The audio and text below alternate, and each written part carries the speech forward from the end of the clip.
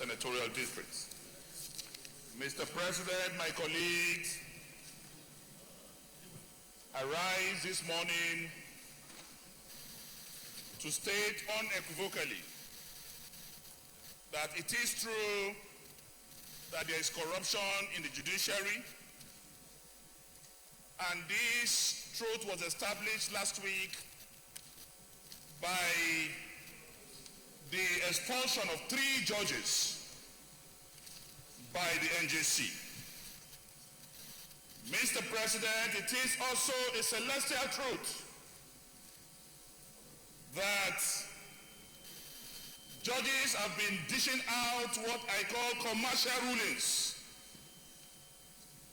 It is also a fundamental truth that judges need to face the full wrath of the law, especially where the issues of corruption is concerned. This Senate, therefore, will continue to celebrate the war against corruption either in the judiciary, the legislature, or the executive. I support the fight against corruption irrespective of who is involved, either a Supreme Court judge, a judge of the Court of Appeal, or of the High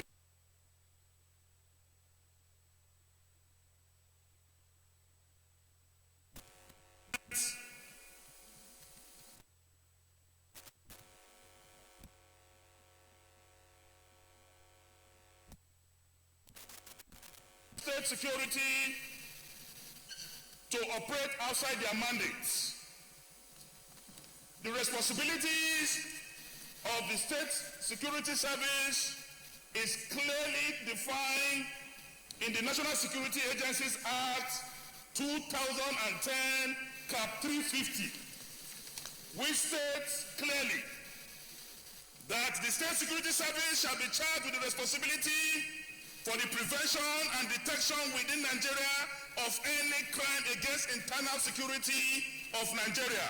I emphasize internal security of Nigeria. The second responsibility, as enshrined by the law setting up the DSS, states that the protection and preservation of non-military classified matters concerning, again, the internal security of Nigeria. The third and the last responsibility, as enshrined by law, is such other responsibilities affecting, again, internal security within Nigeria as the National Assembly or the President, as the case may be, may deem necessary. Mr. President, my respected colleagues, how does bribery and corruption become an issue of internal security? How does bribing judges or official misconduct in their official capacity become a threat to internal security? The point here is that the DSS, in a fight against corruption, overstep their boundaries and abuse their mandate. While we will celebrate and fight very seriously the fight against corruption, Mr. President, finally I want to say, the Constitution intends that all cases of professional misconduct by judges in their professional capacity must first be dealt with by the National Judicial Commission before proceeding with other alternative court processes. The allegations are not allegations of kidnapping. They are not allegations of armed robbery. They are not allegations of rape. They are not allegations of terrorism. They are allegations of misconduct in professional capacity, already provided for by law and the Constitution of the Federal Republic of Nigeria to be addressed by the NJC. Even when the DSS have intelligence or have conducted investigations, they have no power of prosecution on civil cases and issues of bribery and corruption. They ought to share their intelligence with sister agencies that have the judicial, constitutional, and law backing to execute these cases. So by extension, what I'm saying in essence is that the National Assembly, and specifically the Senate, under the capable and capacitated leadership of Dr. Bukola Abubakar Saraki, is against corruption, and is against corruption specifically in the temple of justice, our courts.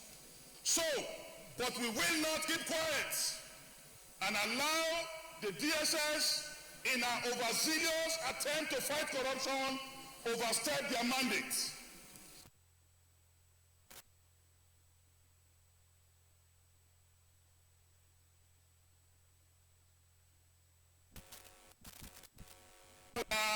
You find it.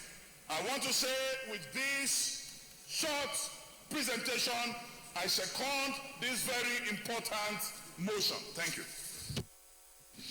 Senator Nkwi.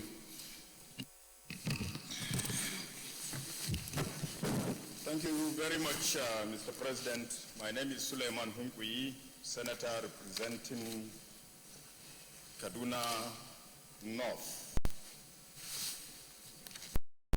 I think, Mr. President, the happening of these incidents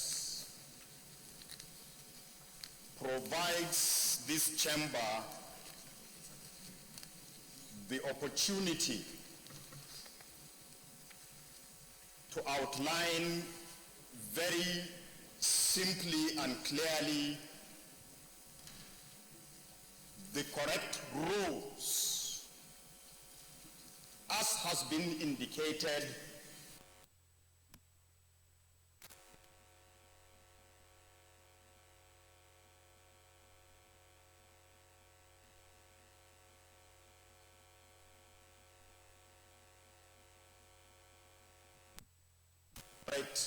of state security. This chamber, and indeed the National Assembly, from which sources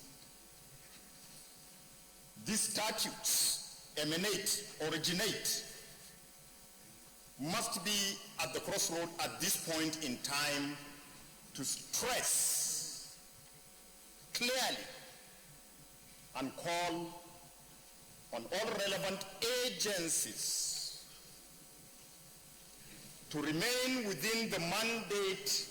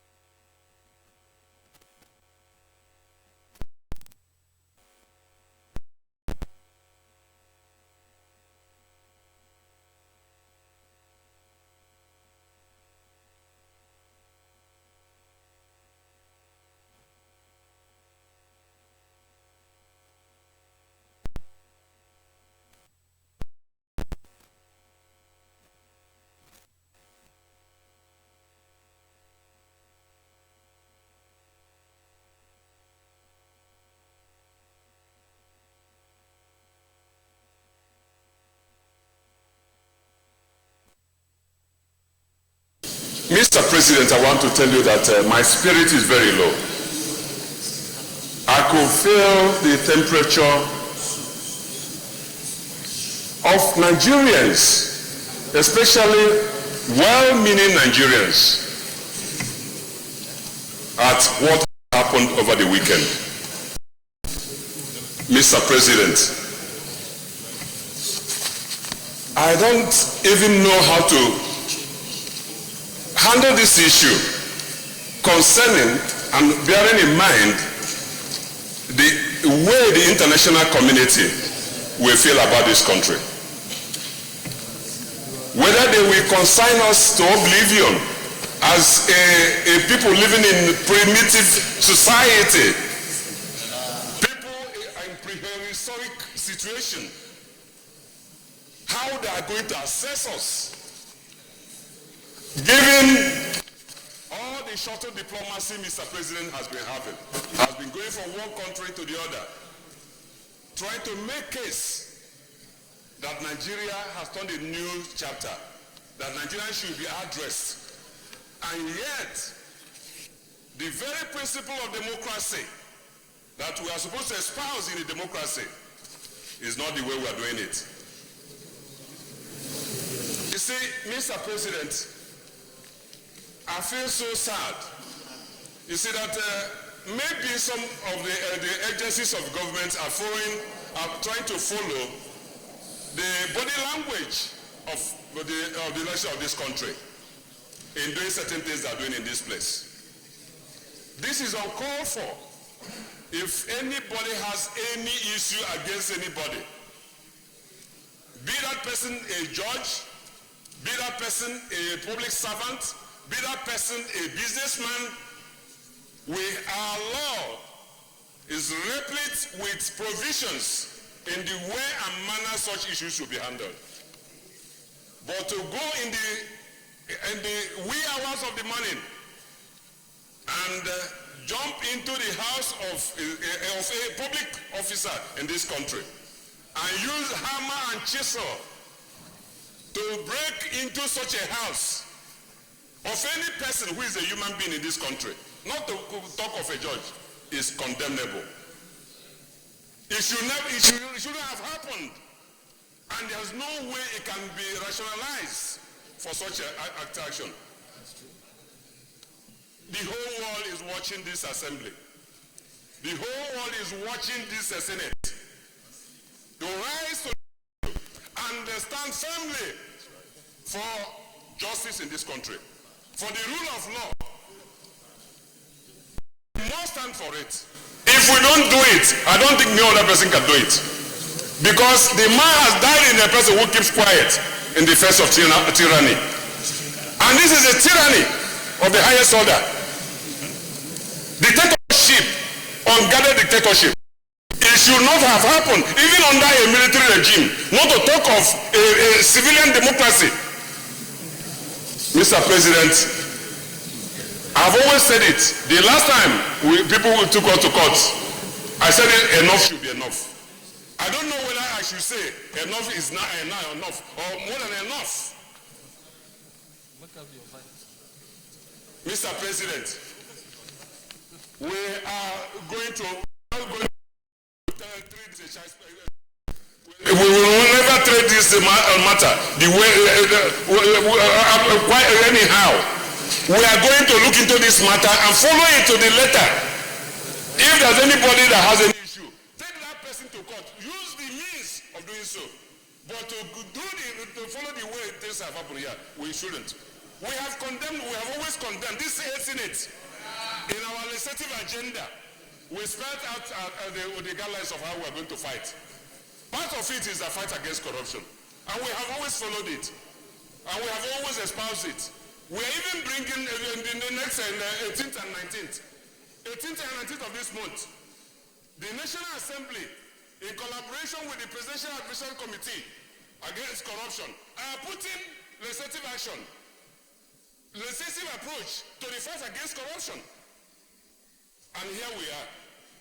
Just last week, when this Senate asked the Judiciary Committee to look into the justices that upgraded from Court of Appeal to go to Supreme Court. They appeared before us. And I remember the question I asked in that committee to the two nominees. How are they going to confront the executive that will pick and choose what they will obey, what conduct to obey and what not to do?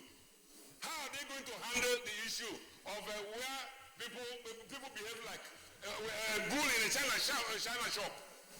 Nobody wants to do anything right in this place. How are they going to confront it? And they made the efforts. They made the effort at answering that question, but I told them that is a take-home question that I have to ruminate up in their mind throughout their stay at the Supreme Court. It's very unfortunate that this current CGN that will be starting next month, that this thing will be at the footnote at time is living. It's very unfortunate that the CGN, who is just going next month, that this is the kind of send-forth for him, that under his very watch, this is kind of thing is happening. Mr. President, I want to tell you that the NJC has much powers and are doing their job. My committee on anti-corruption and financial crimes, I've been collaborating with them to look into what they're doing to ensure that there is order in the judiciary, to ensure that the people, the wrong persons who are there doing the wrong things are brought to book. We are doing that. But to take this approach that I've taken already is very, very condemnable, Mr. President. And we are going to go to the roots of this matter and ensure that such never happen in this country. With this, I thank you so much for this opportunity. Senator Nala. Thank you very much, Mr. President, and my distinguished colleagues. I have done whatever is humanly possible to restrain myself from commenting on this matter. But it appears that I will not be fair to my profession as a lawyer and then to the oath of office I have taken as a senator not to say something in respect of this matter.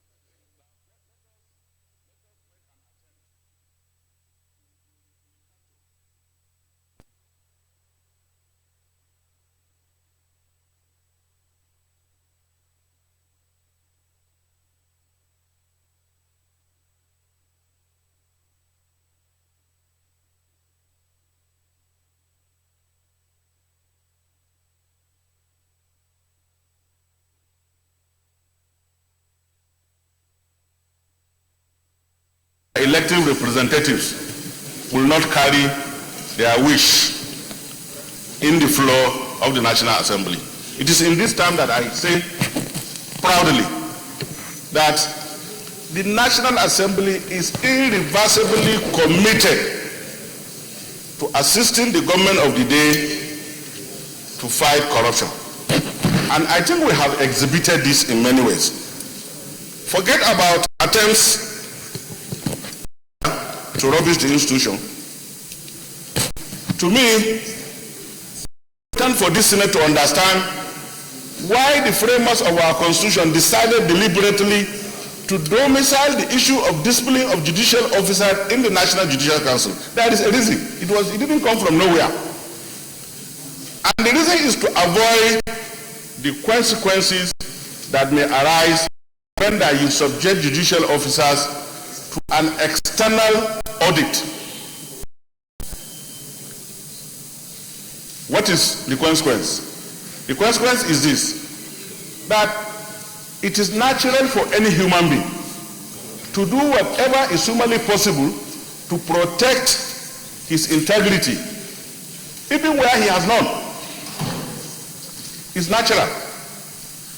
If the framers of our Constitution, in their wisdom, have decided that a body called the National Judicial Council should be established as a constitutional body to deal with the issue of appointment, promotion, and discipline of judicial officers. And to my knowledge, not quite long ago, in the discharge of that sacred duty, the National Judicial Council acted on petitions that were validly submitted to it, recommended the dismissal of some judges, recommended the retirement of some, and even went further to say that this one has gone beyond bounds and therefore he must be referred to the police for proper investigation and prosecution. I don't know whether you are all aware of this. There was a particular judge in Kano who, after viewing his case, the council believed that he has gone outside the bounds of what can normally be tolerated by the council, and decided that they will make a recommendation that after his dismissal, he must go to the police and be investigated and be prosecuted. Now, we are all talking about this. Why are we talking about it? Is to admit the fact that if we had done what we were supposed to have done correctly, or alternatively, let me put it pungently, if the action over the weekend is within the envelope of normalcy, it will not have generated this situation. That is why we say law and order. So what technically it means is that something somewhere has gone wrong. It is the way and manner we handle this matter that define our leadership position in this country. It is from this premise that I will reluctantly support the prayer that says the Senate should condemn it. We must exhibit maturity to show that we will condemn after proper investigation. I am therefore of the opinion that that single prayer that calls for the appearance of the Director of State Security Service, either before the committee of the Senate or the entire Senate, should be the first step. Then when we hear the two sides, we are in a position to either take a condemnable action, or maybe certain explanation will put it in another way. But one thing is clear: if what was done over the weekend was correct, within the laws of the land, it will not have generated this cooler balloon. And that is my own position. Thank you very much.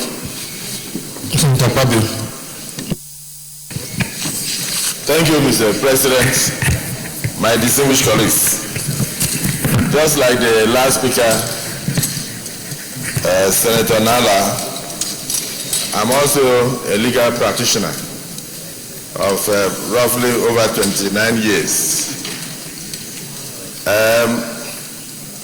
I rise to support the motion that the Senate must look into this issue. There are so many reasons why. The first is that I believe that when we destroy our giants, when we have a war, are we going to go with our dwarfs? We all know that there is separation of powers, the executive, the legislature, and of course the judiciary. And within the judiciary, we have the NJC, the National Judicial Council. And they, on their own, just like the second of the motion pointed out, realize that they have, that in every 12 there must be a Judas. And then they set up an internal mechanism to take care of corruption within their system. Mr. President, I know that this is a very touchy issue, and a lot of people run the risk of making comments here and about 19 security agents jumping through their fence tomorrow. That is why a lot of my colleagues have gone to urinate, because they do not want to make comments here, and then tomorrow their houses will be surrounded. But one thing I would like to point out is that this is the Senate of the Federal Republic of Nigeria. And this Senate of the Federal Republic of Nigeria is made of erudite, very tested, and experienced people that Nigerians have confidence in. The entire 170 million Nigerians do not have the opportunity to speak and be heard. And so they sent us here as representatives. My strong belief is that we must speak for both sides. We must also look at the issue of what is happening within the judiciary. Because even on their own, they have admitted that they have some rot within the system. They will also look at the actions taken over the weekend. So I want to align myself with those who spoke earlier, that if the actions were within the ambit of decency, if the actions were within the what I may call the purview of civility, then I don't think there would have been any need for us to discuss. Because we both all believe that strongly that this Senate and the National Assembly indeed supports Mr. President in the fight against corruption. But in supporting Mr. President on this fight against corruption, we must bear in mind the need for the survival of democracy. We must also look at the need for the image of Nigeria to be sustained within the international community. I know that when we started shouting that all Nigerians are corrupt, the first thing that happened was that foreign direct investment reduced to the barest minimum. By the time we now accepted that we had recession, nobody was interested in putting money in Nigeria, no matter the number of trips we make abroad. Because we on our own, we have not painted ourselves as a country that is a desired destination for investment. Nobody will bring investment here. And of course, by the time we talk about the issue of insurgency, you realize that money is a coward. Money will go to where it is safe. Money cannot go to where it is likely to be plunged into a deep hole. And then we are here in trouble. And yet, we need the international community. We need foreign investors to come in. And we must be careful about the kind of image that we give to the judiciary, sir.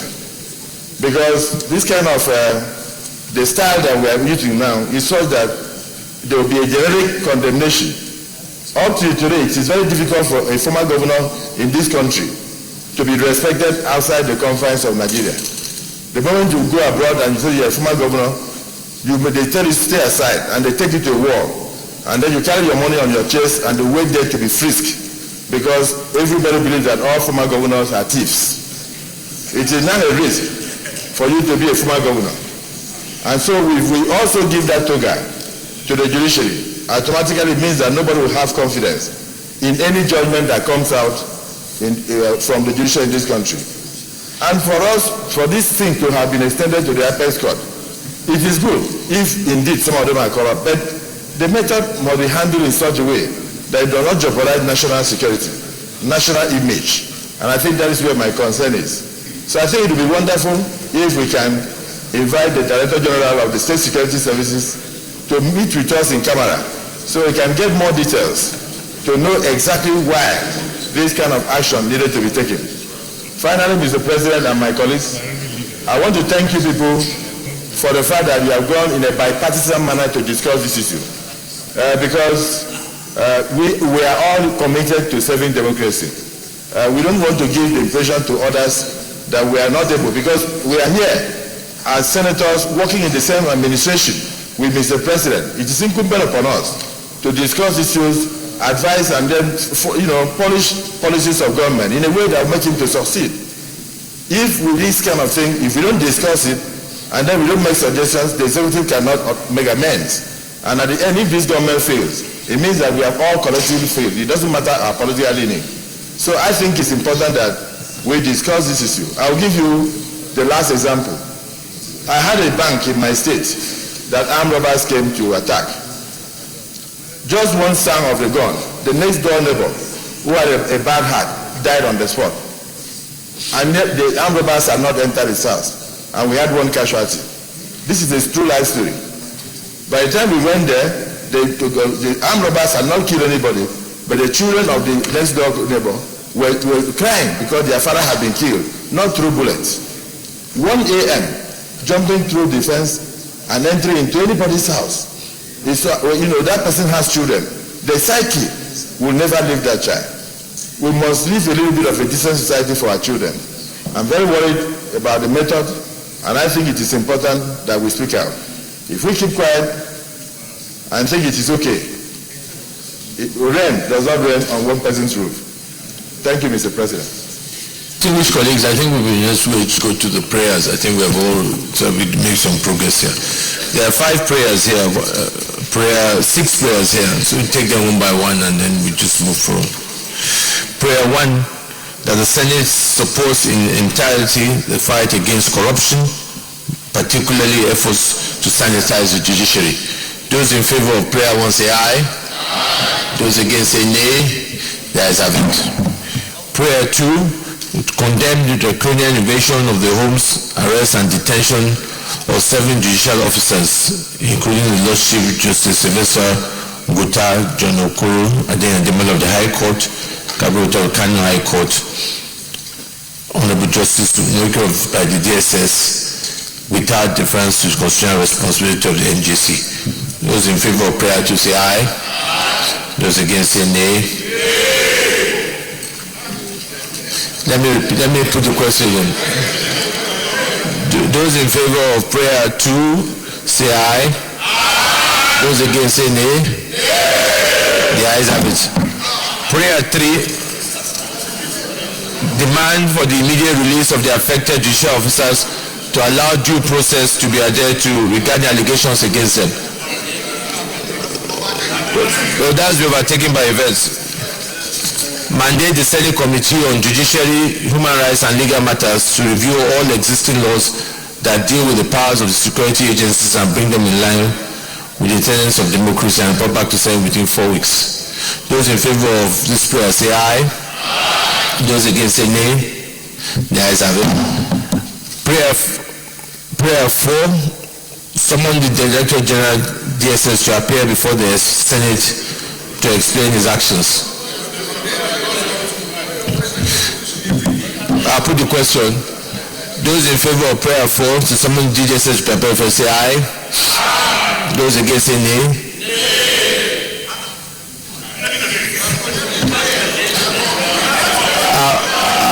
I'll put the questions.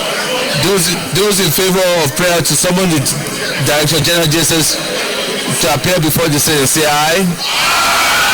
Those against say nay. Okay, the nays have it. And last one, I urge the President to call to order all security agencies and direct the full observance of rule of law in discharge of their statutory duties, which is the cornerstone of modern constitutional democracy. Those in favor of this prayer say aye. Those against say nay. The ayes have it. Additional prayers. Distinguished colleagues, I thank those who have contributed to the discussion. I think that those who have spoken in the minds of the Senate.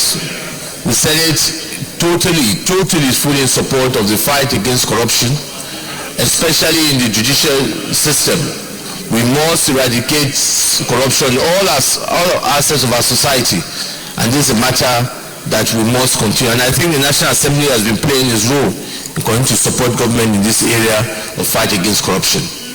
But I think the other message that also has come out strongly is that in spite of that, we must ensure that this fight against corruption is within the rule of law.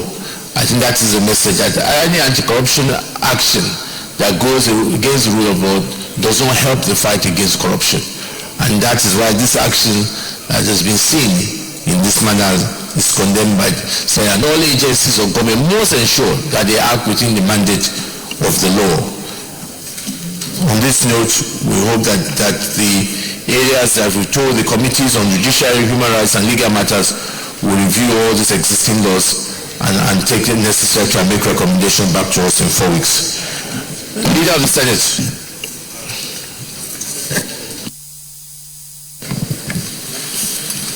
Thank you, Mr. President, distinguished colleagues. The second business of the day is a presentation of a House bill standing in my name on the Chartered Institute of Project Managers of Nigeria Establishment, etc. Bill 2016. Mr. President, you may wish to invite the clerk of the Senate to read the short title of the bill. Leader, can you take the first one again? Because we're halfway of the first one when we stop. Will you take it?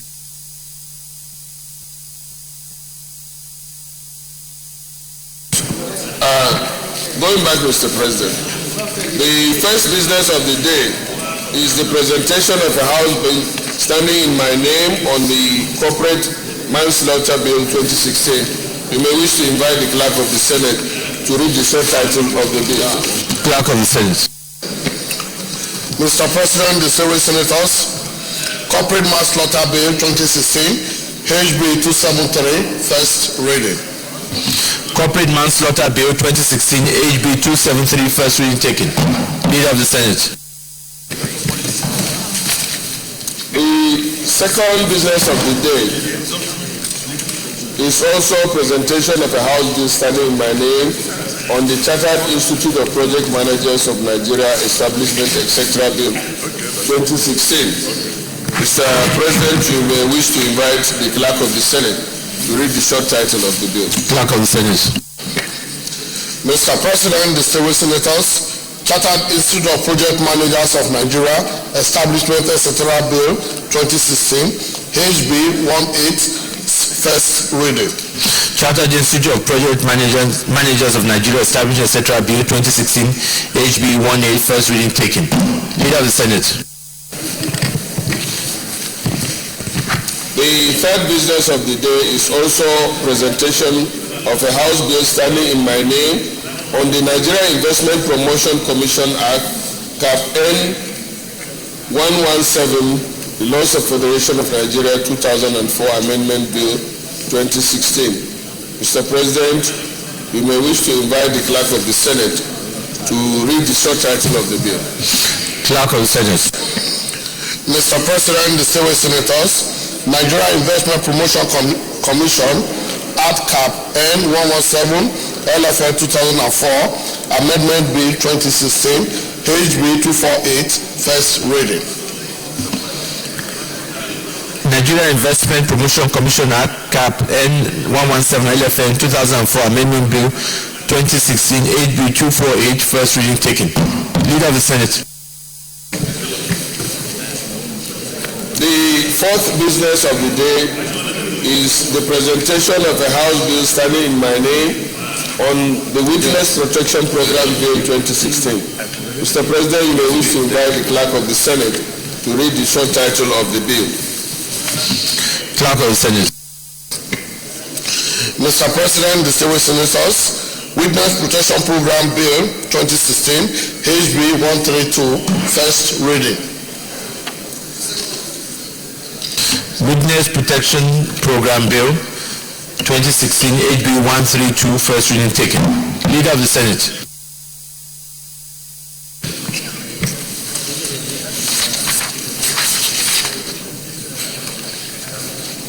Mr. President, distinguished colleagues, the fifth business of the day is the presentation of House Bill in my name on the Chartered Institute of Public Management of Nigeria Bill 2016. Mr. President, you may still wish to invite the Clerk of the Senate to read the short title of the bill. Clerk of the Senate.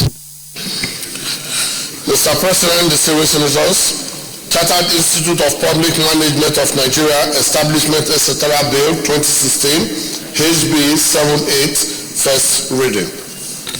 Chartered Institute of Public Management of Nigeria, Establishment, etc. Bill 2016, HB 78, first reading taken. Leader of the Senate. The sixth business of the day is a presentation of a report of the Committees on Establishment and Public Service and Appropriation on the National Assembly Budget and Research Office Establishment, etc. Bill 2016. Mr. President, you may wish to invite Senator Emmanuel Porker, Chairman of the committee, to move the motion for the Senate to receive the report. Senator Porker. Mr. President, I stand to move that the Senate do receive the report of the Committee on Establishment on the National Assembly Budget and Research Office Establishment, etc. Bill 2016 SB 22. I so move, Mr. President. Senator Adeleke. Mr. Adeleke Osun West, I rise to support the motion that the Senate will receive the report of the Committee on Establishment on the National Assembly Budget and Research Office Establishment Bill 2016.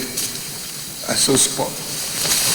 Distinguished colleagues, those in favor that the Senate do receive the report of the Committee on the Establishment of the National Assembly Budget and Research Office Establishment, etc. Bill 2016 SB 222, say aye. Those against say nay. The ayes have it. Senator Porker, you come and lay the report.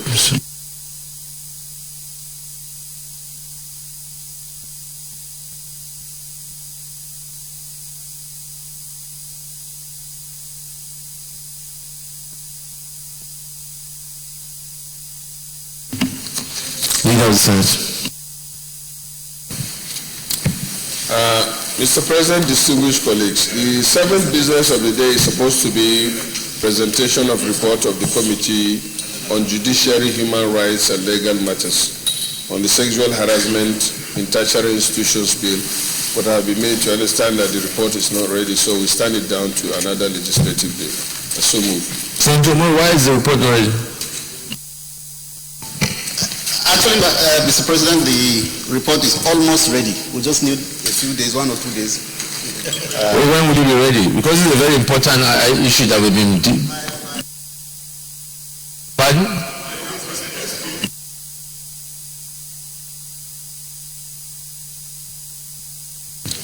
Leader. There's a motion to second.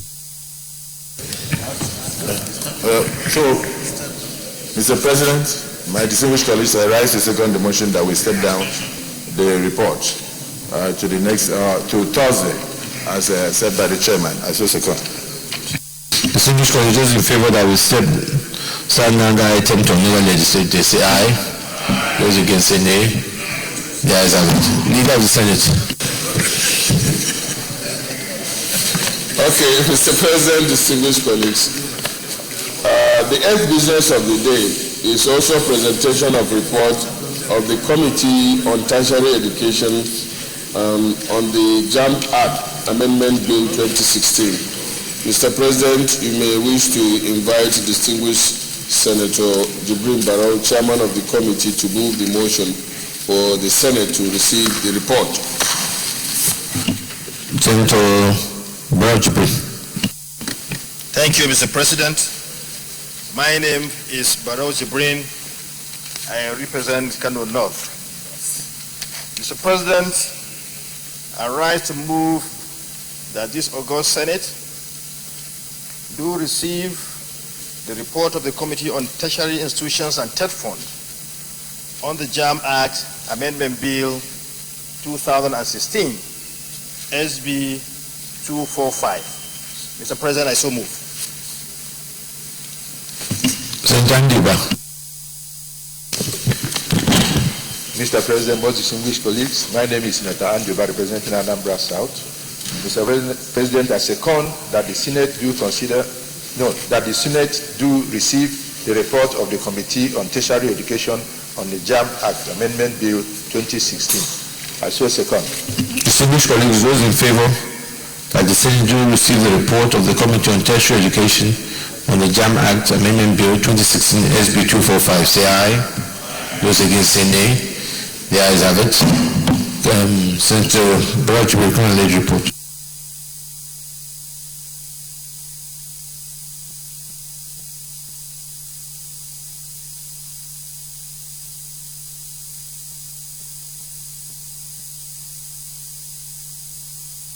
Leader of the Senate.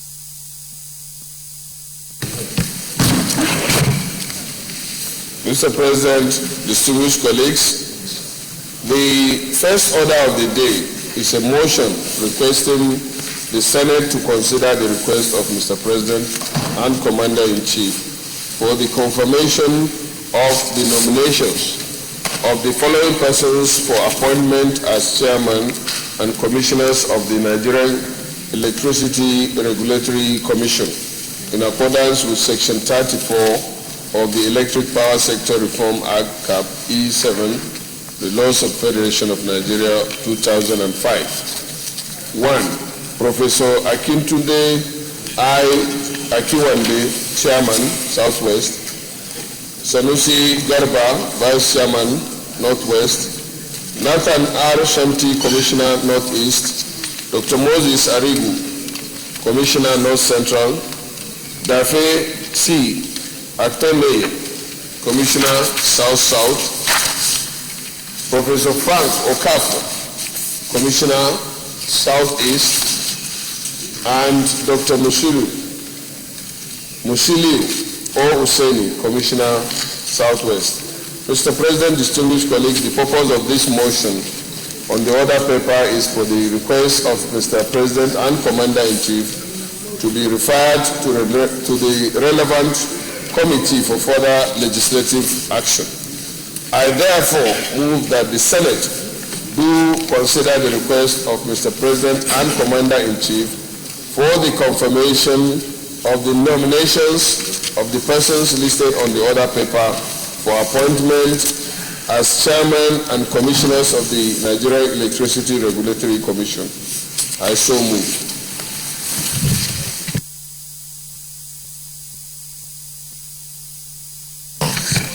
Mr. President, my distinguished colleagues, I rise to second the motion moved by the leader that the Senate do consider the confirmation of the board of the Nigerian Electricity Regulatory Commission. I so second. Distinguished colleagues, those in favor that the Senate do consider the request of the President, Commander-in-Chief on the confirmation of the nomination of the following persons as chairman and commissioners of the Nigerian Electricity Regulatory Commission in accordance with Section 34 of the Electric Power Sector Reform Act, CAP E7-LFN 2005, Professor Akinwade, Sanusi Garba, Nathan Shanti, Dr. Moses Arigu, Dafe Akpene, Professor Frank Okafo, and Dr. Musli Hosseini. Those in favor say aye. Those against say nay. The ayes have it. This is referred to the Committee on Power for further legislative action and report back within 2 weeks. Leader of the Senate. The second order of the day is the presentation and consideration of the report of the Committee on Niger Delta on the screening of persons listed on the order paper for appointment as chairman and members of the Niger Delta Development Commission, NDDC. Mr. President, distinguished colleagues, you will recall that the report of the committee was laid on Thursday, 6th October 2016. Mr. President, we may now wish to invite distinguished Senator Peter Nwabushi, chairman of the committee, to move the motion for the presentation and consideration of the report. Senator Peter Nwabushi. Mr. President, distinguished colleagues, I move that the Senate do consider the report of the Committee on Niger Delta on the screening of the nomination of the chairman and members of the Niger Delta Development Commission, NDDC. I so move. Senator Bola Odaga.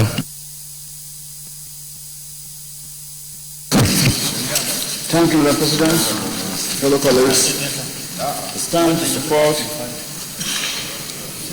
that the House, the Senate do consider the request of Mr. President for the nomination of the following people, Chairman and Commissioner of Niger Delta, as the screening of the nomination for the following chairmanship positions. As so moved. Distinguished colleagues, those in favor that the Senate do consider the report of the Committee on Niger Delta on the screening of the nomination of the following as chairman and members of the Niger Delta Development Commission, say aye. Those against say nay. The ayes have it. Senator Peter Nwabushi, present the report.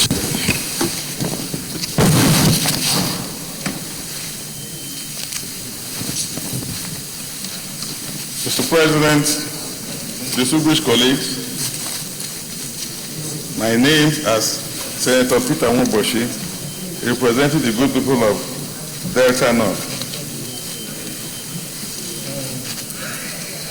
Mr. President, the Senate of the Federal Republic of Nigeria, at its sitting on Wednesday, 21st September 2016, considered the request of Mr. President, Commander-in-Chief of the Armed Forces of the Federal Republic of Nigeria for the confirmation and nomination of the chairman and members of the governing board of the Niger Delta Development Commission, NDDC, and refers him to the Committee on Niger Delta for further legislative action. The action by the committee met and resolved to screen the nominees on Tuesday 4th and Wednesday 5th of October 2016. The modalities adopted. The committee resolved to conduct an open screen and to be guided by the Enabling Act, which is the Niger Delta Development Commission Act 2000, as well as the principles of the rule of law. The screening of the presidential nominees. Senator Victor Ndoma Egba. Mr. President, we've set out his qualifications page 2 and in page 3, we have also stated where he has worked, his experience. Mr. President, this is a former leader of this Senate, and in line with our rules here, and according to your rule, he was asked to take a bow and go. Second person is the active managing director. We have also set out his qualifications. In page 4, his experience, and at the end, we made our recommendations about him. Recommendations. The same thing for number 3, the executive director project. The same thing for executive director of finance in page 4. And then in page 5, we have the 5th person, Honorable Donatus Enyima Abia. We've stated out his qualifications, then we will go to the consideration by the committee. Sorry. Mr. President, we received about 10 petitions on this nominee. The committee considered the petitions against the nominee, which are to the effect that he is not from an oil-producing area to LGA in Abia. Section 2, subsection 1 and B of the NDDC Establishment Act, the 2000, stated that there is hereby established for the Commission a governing board, that is Act referred to as the board, which shall consist of one person who shall be an indigene of an oil-producing area to represent each of the following states, that is the states of the Niger Delta. Mr. President, we requested from the Office of Solicitor General or the Federation the list of the local government area, the area that produce oil, and also Shell Petroleum. The Shell Petroleum SPDC operation manual shows that West local government is the only oil producing area in Abia State, whereas the nominee is an indigene of Osisioma Ngwa LGA, a non-producing LGA. Additionally, a letter from the Office of the Solicitor General of the Federation dated 26 September 2015 states that Nkwa West local government area is the only oil producing area in Abia State. Based on the foregoing, the committee finds that his nomination was in clear breach of Section 2(1)(b) of the NDDC Act. The next person is Akwa Ibom. We've stated his qualification. The next is Professor Bembafra Nelson Bayelsa. We've stated his qualifications. Cross River, Sylvester F. Yonsa. We've stated his qualification, and we're satisfied what he's own. Dr. Gaga Ifowodo, we said his qualification. Number 10, Saturday, we said his qualifications. Mr. President, the 11th is Senator Osita. Mr. President, this is a very, very important issue I would like to address the Senate on. The attention of the committee was drawn to the letter dated 21st July 2016, written by the nominee, Senator Osita Bonaventure Isinaso, in which he declined his nomination. He stated that he is not from an oil-producing local government area, and that the two oil-producing local government areas in Imo are Uguta and Ohaji, Ebema local government area, while he is from Olu West local government area of Imo State. He further stated, appointing, I quote, appointing me as a commissioner representing Imo on the board of the NDDC is not only inappropriate, but will also clearly breach the provisions of the Instant Act, Section 2, Subsection 1 and B of the NDDC Act 2000. Mr. President, for emphasis, Section 2(1)(b) of the NDDC Act, as he is from Ohaku in Olu West local government area, a non-producing area, whereas The only oil producing area is Ohija, Egbema, and Uguta, local government area. Mr. President, I want to emphasize that the senator in the House of Representatives, in the year 2001 and 2000, up to 2007, the senator represented this area where that is the oil producing area in the House of Representatives. In 2007 to 2011, the same senator represented the same area in the Senate, in this hollow chamber. But as a statesman, he decided that even though he represented this area in the House of Representatives, even though he represented this area in this hollow chamber as a senator representing that local government, the two local government areas, but that it is against the spirit of the law for him, who is not from that local government area that produces oil, to be a representative in the board, and he declined his nomination for peace to reign in the area. The next is Olatukumbo Ayetunde Ajasin, who stated his qualifications, his age, and everything.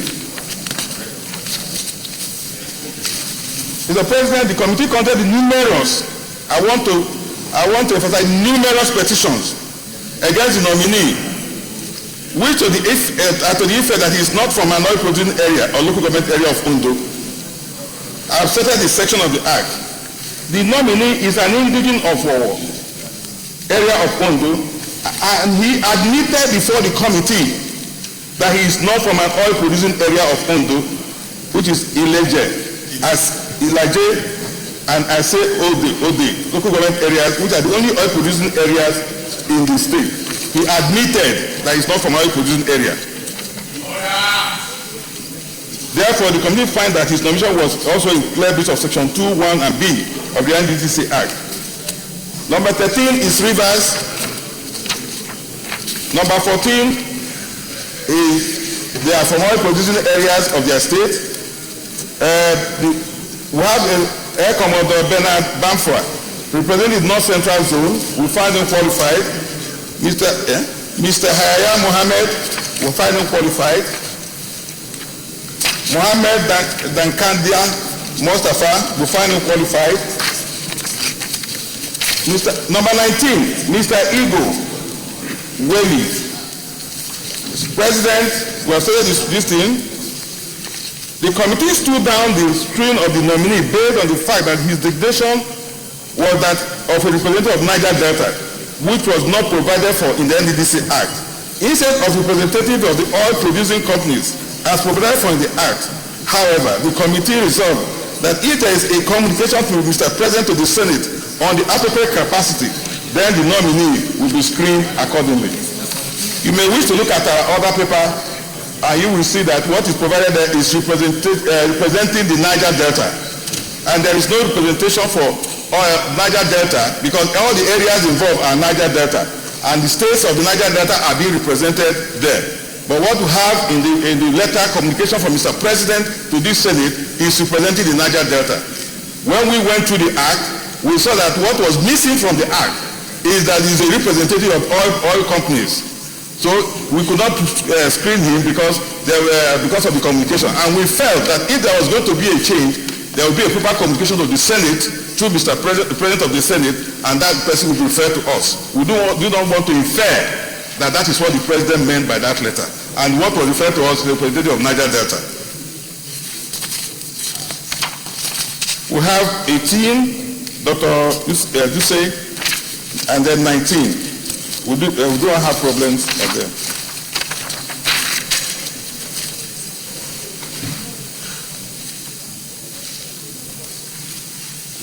The committee find it out to the effect that the nominees are qualified to hold the provisions ascribed to them in the governing board under the Enabling Act, except the nominees representing Abia, that of Imo withdrew, and Ondo State, whose nominations are in breach of Section 2, 1, and B of the NDC Act year 2000, as they are not from the oil producing areas, so local government areas. Our recommendations, Mr. President. We recommended all the nominees except the one from Abia and Ondo, and the one from the Niger Delta we stepped it down, believing that when the communication is sent to the Senate, we will screen him as done by Mr. President. And also the one of Imo, who stepped down as a statesman.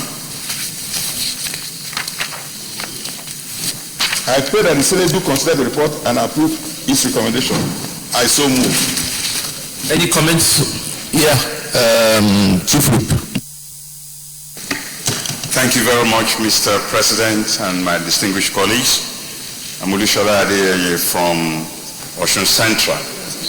I just want to highlight the fact that insofar as the two nominees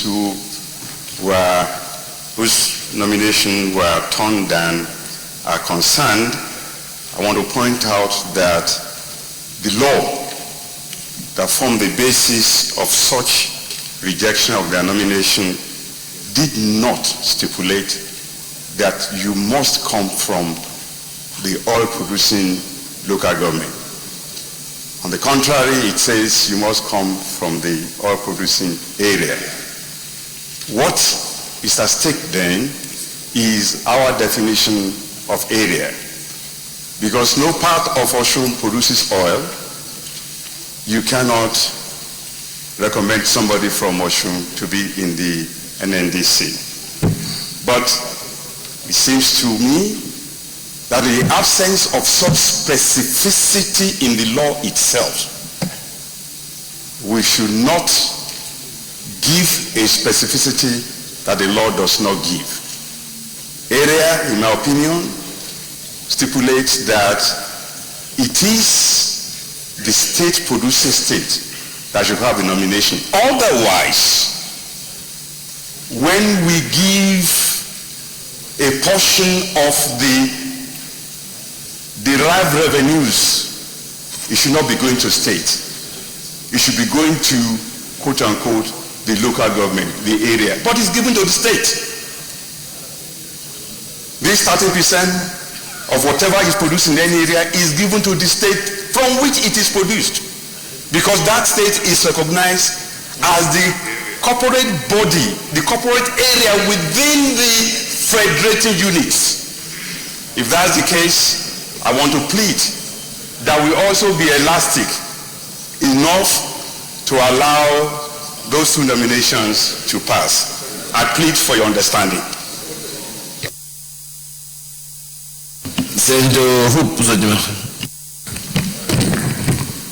Thank you, Mr. President, distinguished colleagues. I want to commend the Committee on Niger Delta for a very good work. While commending this fantastic work they've done and commending the statesmanship shown by the nominee from Imo State, I've looked at their recommendation and they only stated that the nominee did not show up for screening and could not be screened. I want to urge the Senate to create a vacancy as a result of that statesmanship and request the President for a replacement. Because if it is stated ordinarily that he could not show up for screening, it means that they are still waiting that one day he may come up for screening. So I want to urge the Senate to request that the President be advised to do a replacement. Thank you, Mr. President. Senator Nala.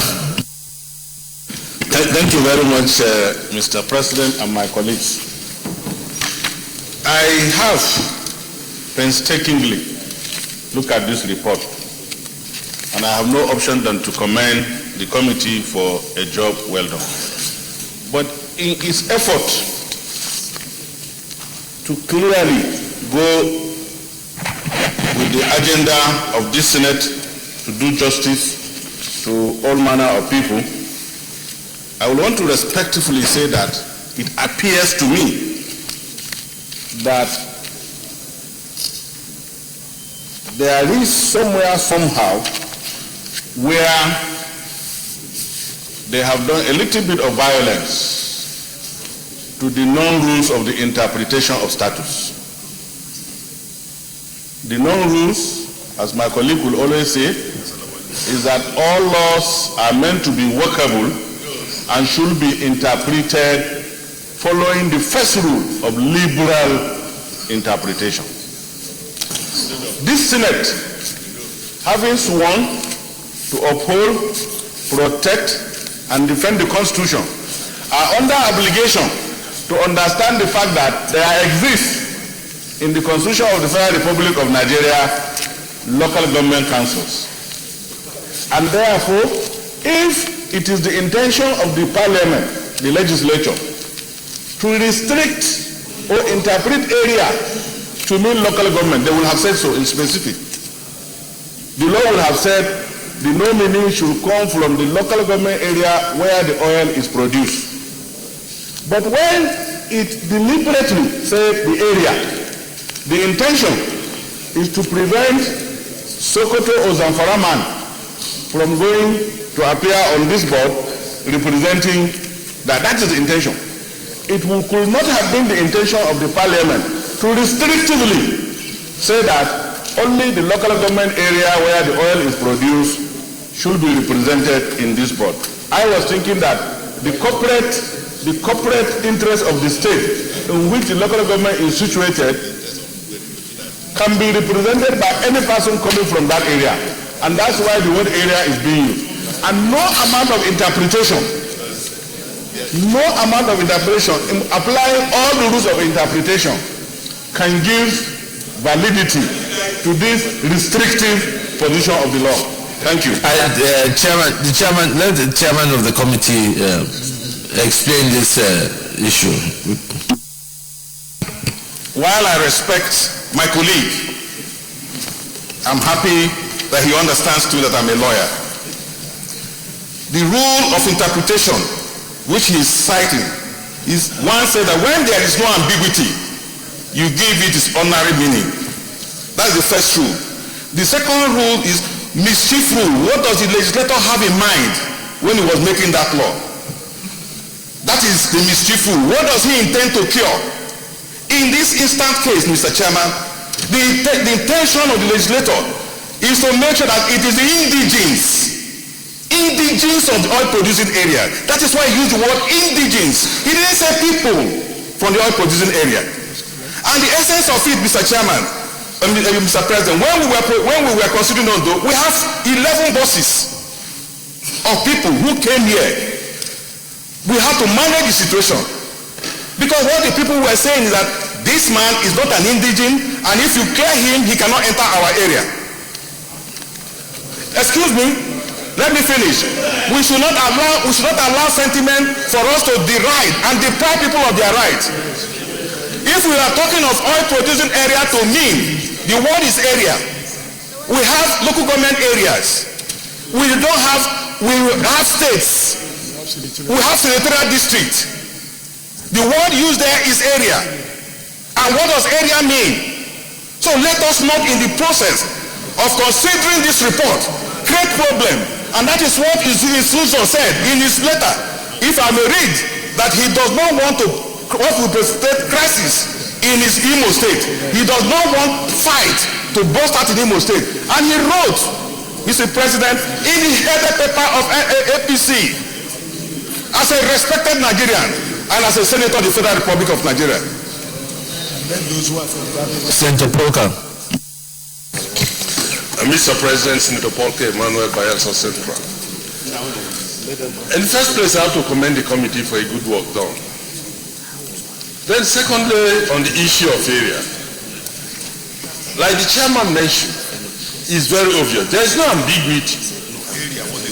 The area requires to go that particular area where oil is being produced. It's not the state. Definitely, when we're making a law, there is an intention. I'm not a lawyer in principle, but this thing is geared towards solving a problem. Like what the chairman was saying, if you are pointed from an area that is not oil producing, you talk of a state. Even locally within the state, there are minute areas that produces the oil. And the state has gone further to to even set up committees of areas that produce oil. And the governors in these different areas now address the problems of this area. If it were to be the state couldn't have gone that far to establish it. NDDC subcommittees in their different states. So let us not confuse the issue. To my own opinion, the committee has done a very fantastic job. Take the senator, for example, from Imo. He was nominated. And then this man that have represented this group of people, both in the House of Rep and in the Senate. And he saw reasons that, look, I am not from an oil producing community or an area. And I said that. No, what I'm saying is that that area does not mean a state. It refers to a local government or the entity that produces oil.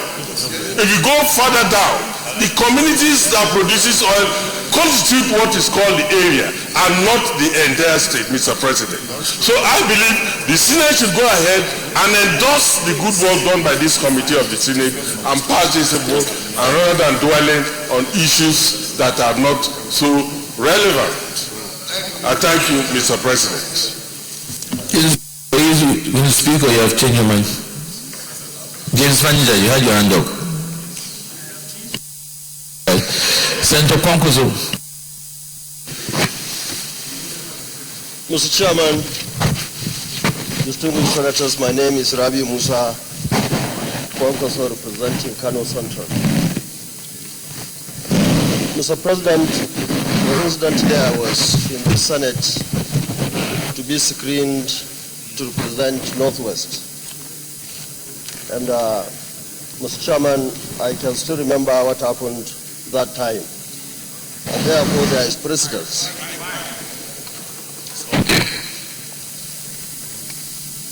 Mr. Chairman, I want to support the views of Professor Ade and other senators who have supported that the area in this situation means the state. And Mr. Chairman, if care is not taken, very soon we'll start hearing word at the area where the oil exists in the state. And therefore, Mr. Chairman, while supporting that, I also want to say that this committee, if you look at page 17B, Senator Osita Izunaso, member representing Imo State, was absent and therefore could not be screened. It was not because the distinguished senator did not come from the oil producing area. And from the, it's not here. It's not here. And the privileged information I had, Mr. President, Osita is here. It's not here. So please let me address the church. So, Mr. Chairman, I want to support that the interpretation of area, going by what I've seen earlier in 2007, I believe that the nominee by Mr. President should be considered. Otherwise, we'll run into a very ridiculous situation whereby people will continue to come with interpretation of area either to mean a chapter or a word. Thank you very much, Mr. President. Senator Baribe. Thank you, Mr. President, my distinguished colleagues. Mr. President, ordinarily I wanted to not say anything because I made an assumption that when a committee sits to deliberate, that committee is also part of the Senate, and therefore when we look at their recommendations, we will assume that those recommendations are guided by our rules, our conventions, the Constitution of the Federal Republic, and our laws. And so I want to look at some suggestions that have been made here with regard to interpretation. Let me start first by talking about the country Nigeria. The reason why we are in the problem we are today in Nigeria is because sometimes when we see what is straightforward, we try to introduce matters that are not so straight and just raise the ire of our people. This matter of NDDC, if we follow the interpretation that is now being canvassed to say that area is no longer the oil producing area, we might as well call the whole of Nigeria oil producing, and therefore we no longer need to have NDDC, so that you will say that there are some states that are NDDC. Because if you say that every state should be every area should be covered, between Imo and Anambra State, they share a common boundary. Between Delta and Anambra State, they also share a common boundary. Yet, Anambra is not an oil-producing area. But there is gas. There is also oil in Anambra. So if you really wanted to say area, then we will say everywhere you find oil or gas or anything, then it's an area. So you can see how that argument will make it very, very difficult for us to reach or define anything called area. So that's why I felt that what we should take is the ordinary area. When we refer to a state, we do not call a state an area of a state. When we refer to a local government, we call it local government area. So where do we really have this problem? We are having this problem because we are trying to protect a particular interest to the detriment of all of us. And let me also put another thing there. I come from Abia. I am the senator representing this area. There are 6 local government areas in my senatorial zone. Out of these 6, only 1 is an oil producing area. This matter has always come up here. In the very first time it came up, when NDDC was created, somebody from another local government was brought here for confirmation. This Senate turned that person down on the basis that that person wasn't from the particular local government area. And I'm talking about 2 local government areas that were contiguous to each other. One is Okwa East and one is Okwa West. And Okwa East man was brought here. And this Senate turned him down and said, no, it doesn't come from the oil producing area. That the oil producing area is Okwa West. And therefore they brought another nominee in this Senate. So I do not also want, I want to also point out another argument. The argument that when the president makes a nomination, that because it's president's nomination, therefore it will go, just like Senator Kwankwaso said. And I said, no, that is not what this Senate does. This Senate does justice. This Senate has turned down nominations, ministers, everybody here that were done by former presidents and even the current president. So it got nothing to do with the nomination. The nomination could be wrong because the president himself works on the recommendation of his ministers, advisors, and all that, and he could make a wrong recommendation. It is our job to see that we can guide them correctly, and that is what this Senate is doing. This Senate has simply said Section 2(1)(b) is specific and clear. And when we talk about interpretation, sir, let me also make this final point on interpretation. The intendment of this chamber in making laws should always be put in mind. And that intendment was that those people that come from the area where this oil is taken, that are thoroughly deprived, are those people that you try to compensate. And how do you compensate them? you compensate them by making sure that this type of nominations are done to their area. Finally, sir. Finally,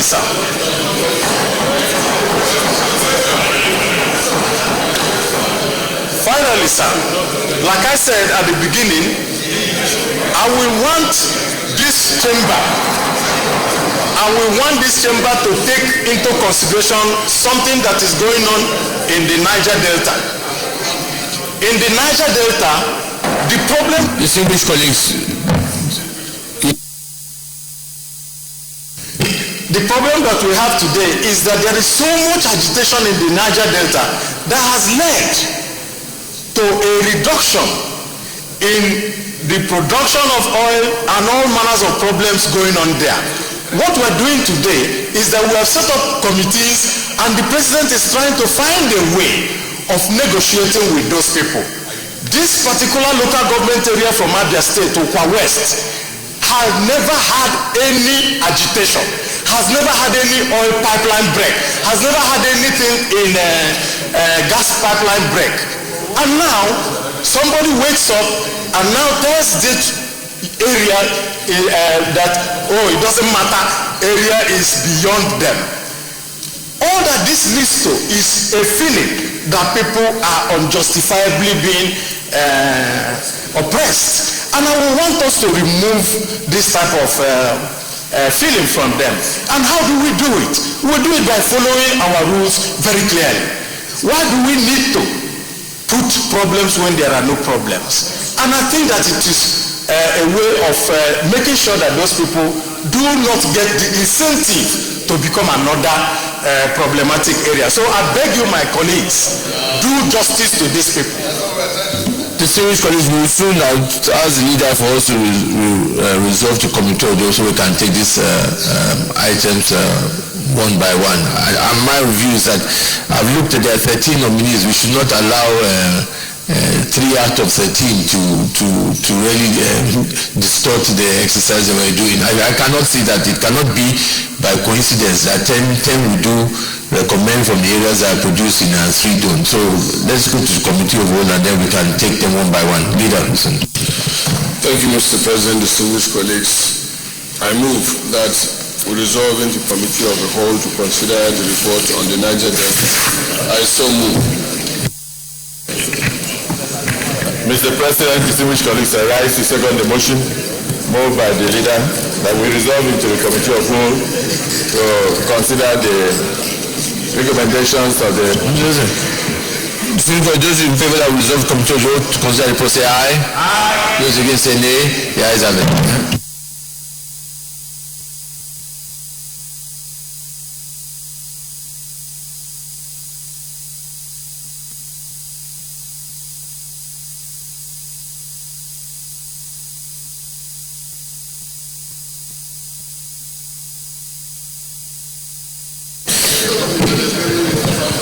Distinguished colleagues, we will go straight to recommendations. They are ready. There are 4 recommendations.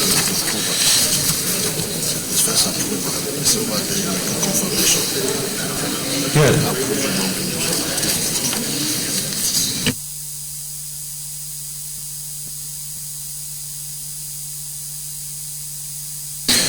Distinguished colleagues, we will go to the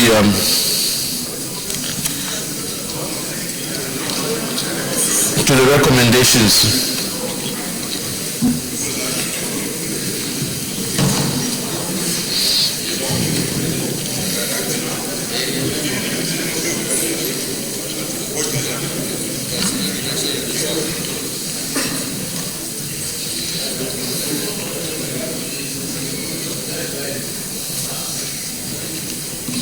Recommendation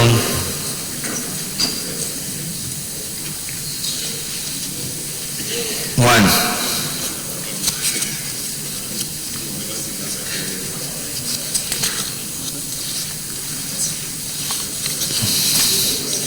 With the Senate, we'll take recommendations one by one and then we can make progress. Recommendation 1, will the Senate approve the nomination of Senator Victor Ndomaiba as Chairman Governing Board of Niger Delta Development Commission. Those in favor say aye. Those against say nay. The ayes have it. Will the Senate approve the nomination of Mr. Siman Ndonkere as Managing Director of the Niger Delta Development Commission? Those in favor say aye. Those against say nay. The ayes have it. Will the Senate approve the nomination of Engineer Njekwe Samuel as the Executive Director of Projects of the Niger Delta Development Commission? Those in favor say aye. Those against say nay. The ayes have it. Will the Senate approve the nomination of Mene Derrick as the Executive Director of Finance and Administration of the Niger Delta Development Commission? Those in favor say aye. Those against say nay. The ayes have it. Will the Senate approve the nomination of Frank Samuel George as member representing Akwa Ibom State on the Governing Board of the Niger Delta Development Commission? Those in favor say aye. Those against say nay. The ayes have it. Will the Senate approve Professor Bambafa Nelson as member representing Bayelsa State on the Governing Board of Niger Delta Development Commission? Those in favor say aye. Those against say nay. The ayes have it. Will the Senate approve the nomination of Sylvester Effieflon Musa as member representing Cross River on the Governing Board of the Niger Delta Development Commission? Those in favor say aye. Those against say nay. The ayes have it. Will the Senate approve the nomination of Dr. Ogaga Fuwodo as member representing Delta State on the Governing Board of the Niger Delta Development Commission? Those in favor say aye. Those against say nay. The ayes have it. Will the Senate approve the nomination of Honorable Weko Saturday as member representing Edo State on the Governing Board of the Niger Delta Development Commission? Those in favor say aye. Those against say nay. The ayes have it.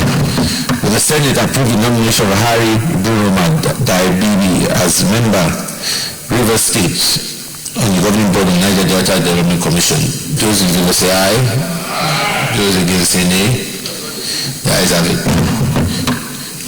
Will the Senate approve the nomination of Air Commander Benabamfa as member representing North Central Zone on the Governing Board of Niger Delta Development Commission?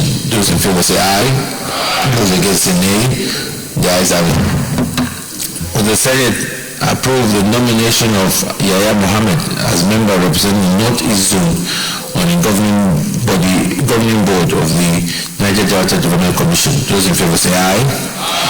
Those against say nay. The ayes have it. Will the Senate approve the nomination of Mustafa Ankaida as member representing Northwest Zone on the Governing Board of Niger Delta Commission? Those in favor say aye. Those against say nay. The ayes have it. Will the Senate approve the nomination of Dr. Mahmoud Issa as member representing the Federal Ministry of Finance on the Governing Board of the Niger Delta Development Commission? Those in favor say aye. Those against say nay. The ayes have it. Will the Senate approve the nomination of Mr. Abdul Kasim Bayero as member representing the Federal Ministry of Environment on the Governing Board of the Niger Delta Development Commission? Those in favor say aye. Those against say nay. The ayes have it. Senator Osita Zanazot did not appear for screening.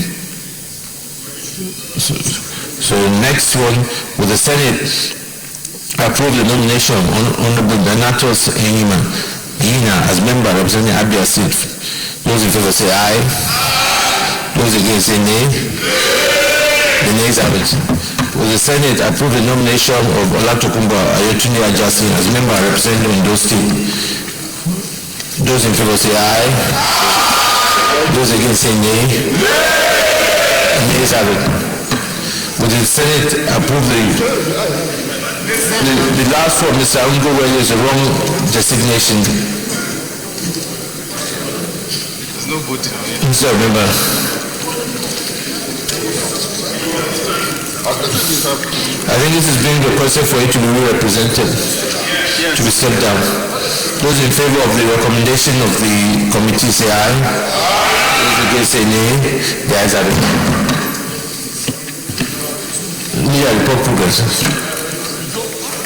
Mr. Chairman, I have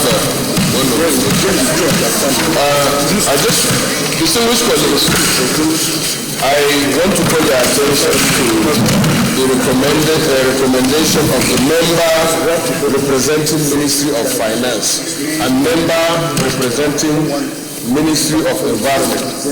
The accounting officer of each of these ministries are the permanent secretaries, and they can be changed within the 4 years lifespan of this. So the member should be the permanent secretary of that ministry, not a specific. Once you say Mahmoud, Dr. Mahmoud Duse now, it means if tomorrow Dr. Mahmoud Duse is transferred to another ministry, he will be a member of that, he will still be a member of the NDDC, while the permanent secretary, who is now a new member, cannot be on the board.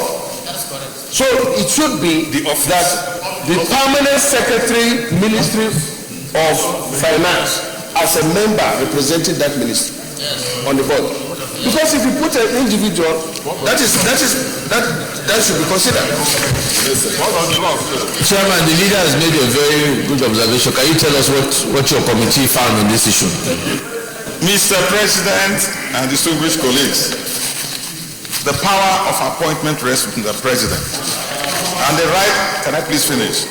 The right of confirmation based on this letter, it rests with us. Mr. President, what is contained there is representative of Ministry of Environment and Ministry of Finance. Representative of Ministry of Finance and Ministry, and it is clear why they are. If we decide that it should be the permanent secretary, it has to be, but it is not there. Even the power secretary can find. And so it's not there. The power secretary can find.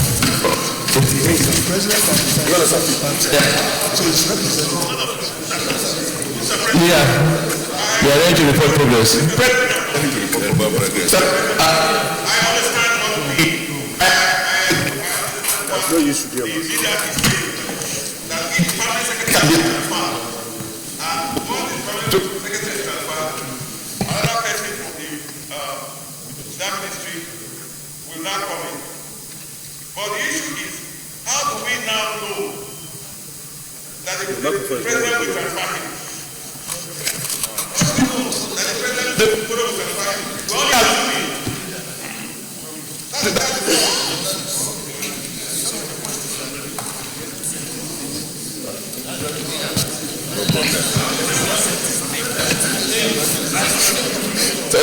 Thank you, Mr. President. We have not made progress on this, but we report progress. So I don't know.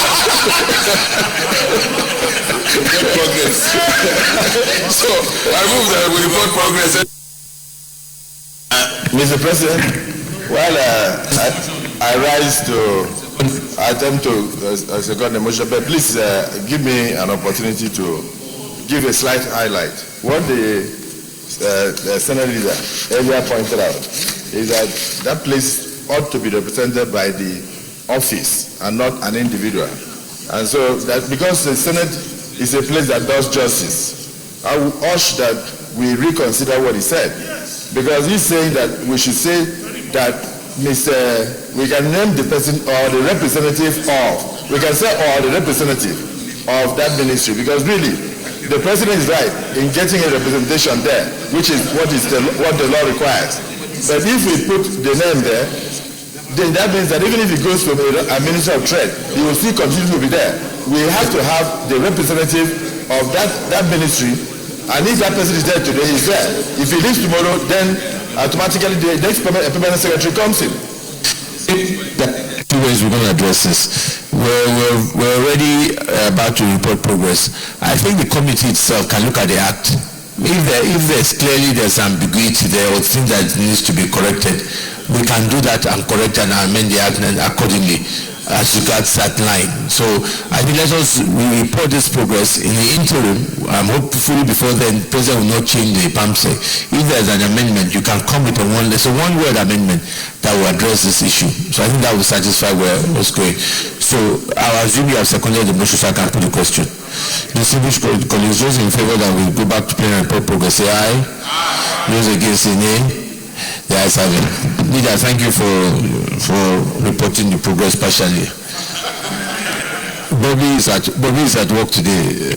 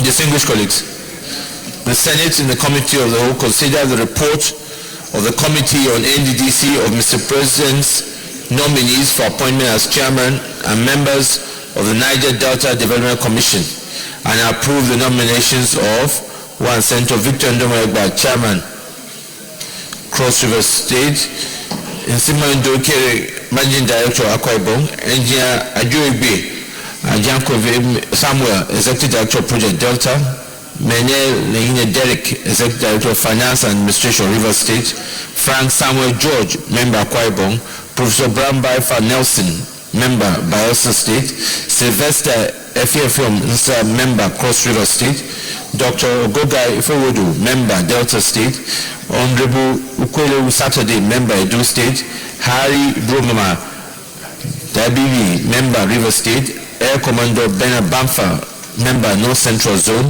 Yar Mohammed, Member North East Zone, Mustafa Dankale, Member Northwest Zone, Dr. Mahmoud Issa Dutse, Member Federal Minister of Finance, Mr. Abdul Kazim Kasim Bayero, Member Federal Minister of Environment, as Chairman and members of the Niger Delta Development Commission. The following members were not approved: Honorable Donatus Ina, Member Abia State; Olatokunbo Ayotunde Ajasin, Member Ondo State; Mr. Igor Weli, Member Delta State; St. Osita Zanaso, Member Imo State. Also, following observation made by the leader as regards the nomination representative of the Ministry of Finance and Environment, we directed the committee to review the act of NDCC and make an appropriate recommendation. Is this a true reflection of what transpired in the Committee of the Whole?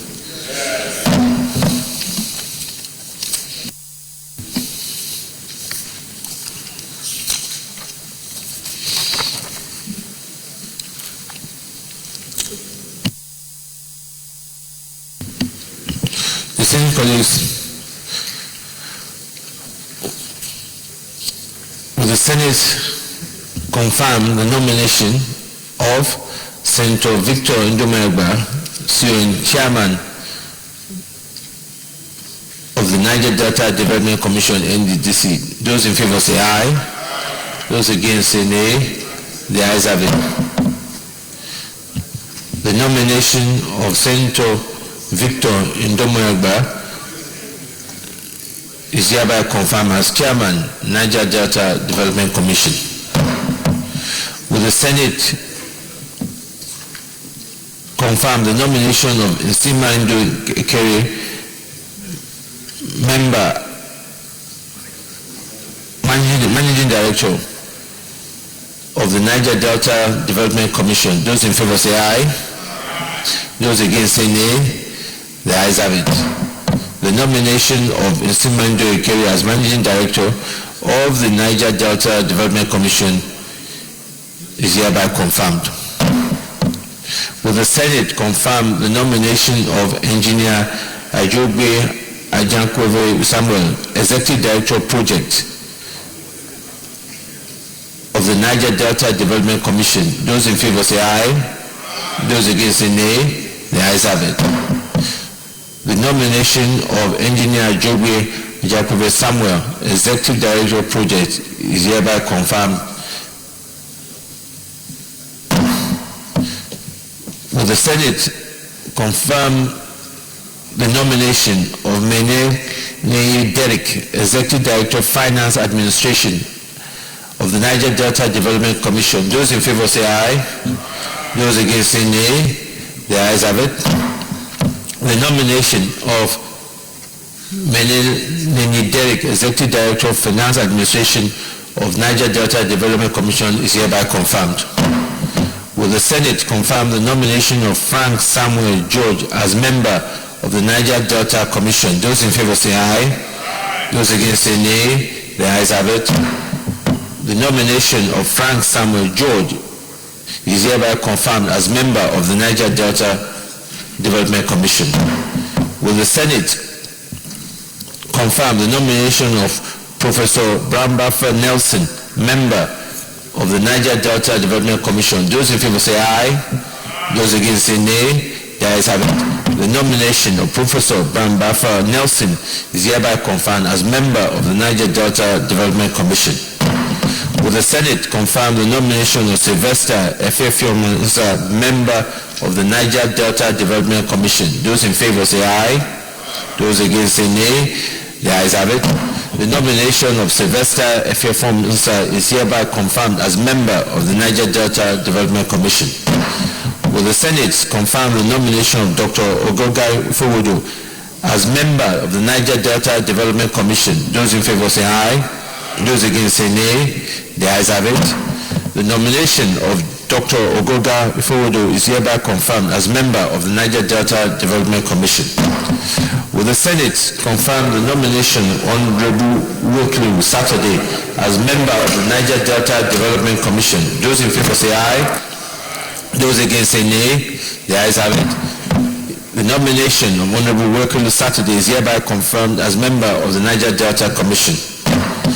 Will the Senate confirm the nomination of Harry Iboroma Tabibi, member, Niger Delta Development Commission? Those in favor say aye. Those against say nay. The ayes have it. The nomination of Harry Iboroma Tabibi as member, Niger Delta Development Commission is hereby confirmed.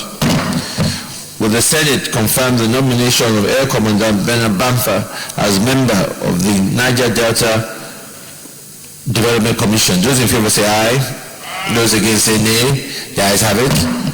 The nomination of Air Commander Bernard Bamfa is hereby confirmed as member of the Niger Delta Development Commission. Will the Senate confirm the nomination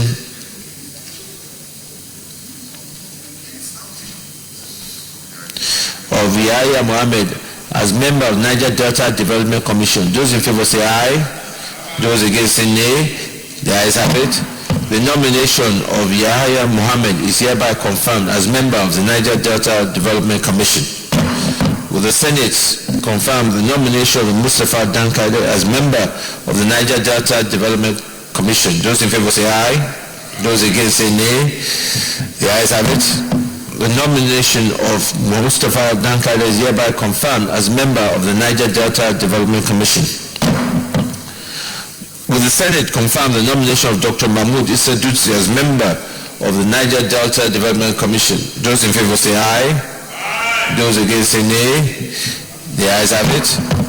The nomination of Dr. Mahmoud Issa Dutsi is hereby confirmed as member of the Niger Delta Commission. Will the Senate confirm the nomination of Abdul Kazim Kasimu Bayero as member of the Niger Delta Development Commission? Those in favor say aye. Those against say nay. The ayes have it. The nomination of Mr. Abdul Kazim Kasim Bayero is hereby confirmed as member of the Niger Delta Development Commission. I want to thank the committee on the Niger Delta Development Commission for work well done, and also seize the opportunity to congratulate the new members of the Niger Delta Development Commission who are coming at a very important time and ensure the development of the Niger Delta area. Most of the cries we hear are that majority of the developments over the years have not got down to the people of the Niger Delta. I hope that this new board, our commission members and chairman will do their best to leave their own legacy and ensure that under their time we see massive development and proper utilization of the amounts of funds that has been allocated to this commission. I congratulate them once again and wish them all the best. Leader of the Senate. Point of order. Point of order.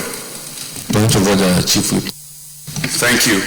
Order 33, there shall be a committee to be known as Committee on National Identity Card all the way to INEC. I want to point your attention that the INEC committee, of which I'm vice chairman, is meeting right now. I'm already late. I'm going. Please, I want... Senator Ali Kemena, please come back. You need to come and act. I need your protection, please. Thank you.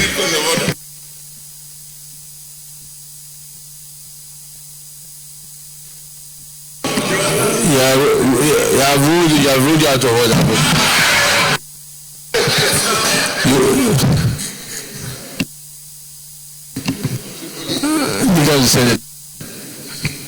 Chief Whip, please take your seat. Mr. President, distinguished colleagues, the third order of the day is a motion standing in the name of distinguished Senator Mustafa Bukar on the urgent need to stop the plan to raise a federal government secured bond on 309 billion to finance the shortfall in the Nigerian electricity market. Mr. President, you may wish to invite distinguished Senator Mustafa Bukar to move the motion.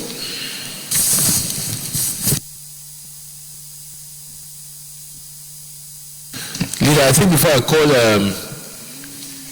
Senator Bukar, I think as discussed, there are two motions here.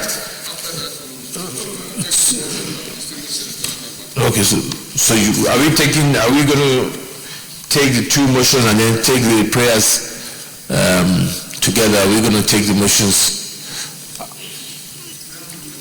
That is letting them, both of them move their motions, and then we now take the prayers together. I think that probably be the best approach.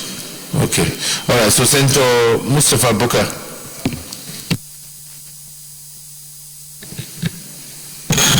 Thank you, Mr. President. Distinguished colleagues, my name is Senator Mustafa Bukar. I represent Katsina North.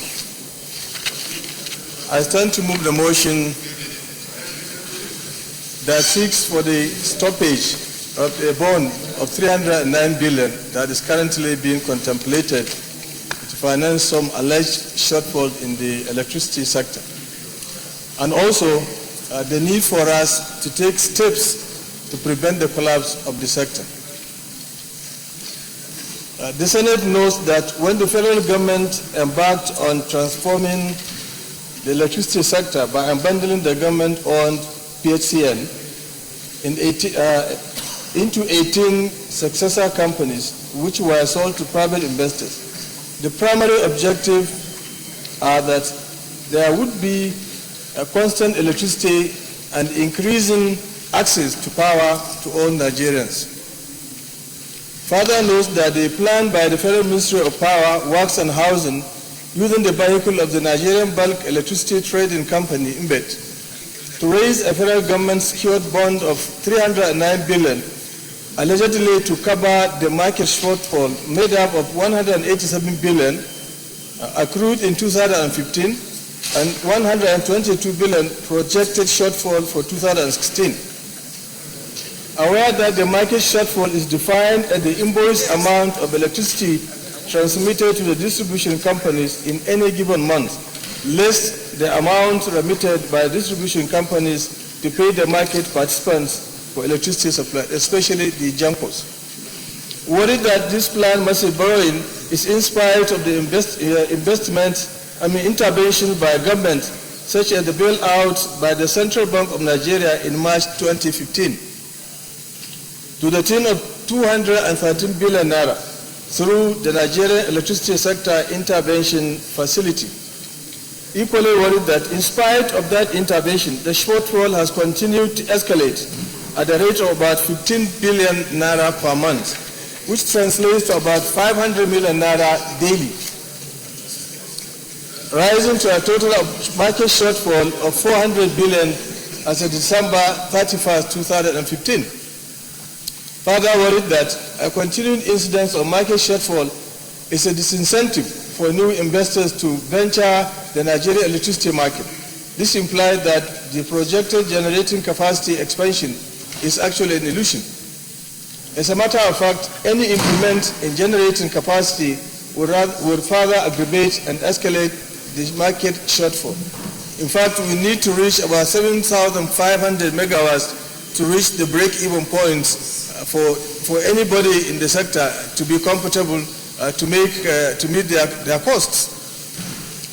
Aware that the DISCOs, which collect revenues, have so far refused to fully pay other market participants, while NEC, which is the regulator, has failed to intervene by stopping this practice and refusing to apply sanctions or penalties on defaulters.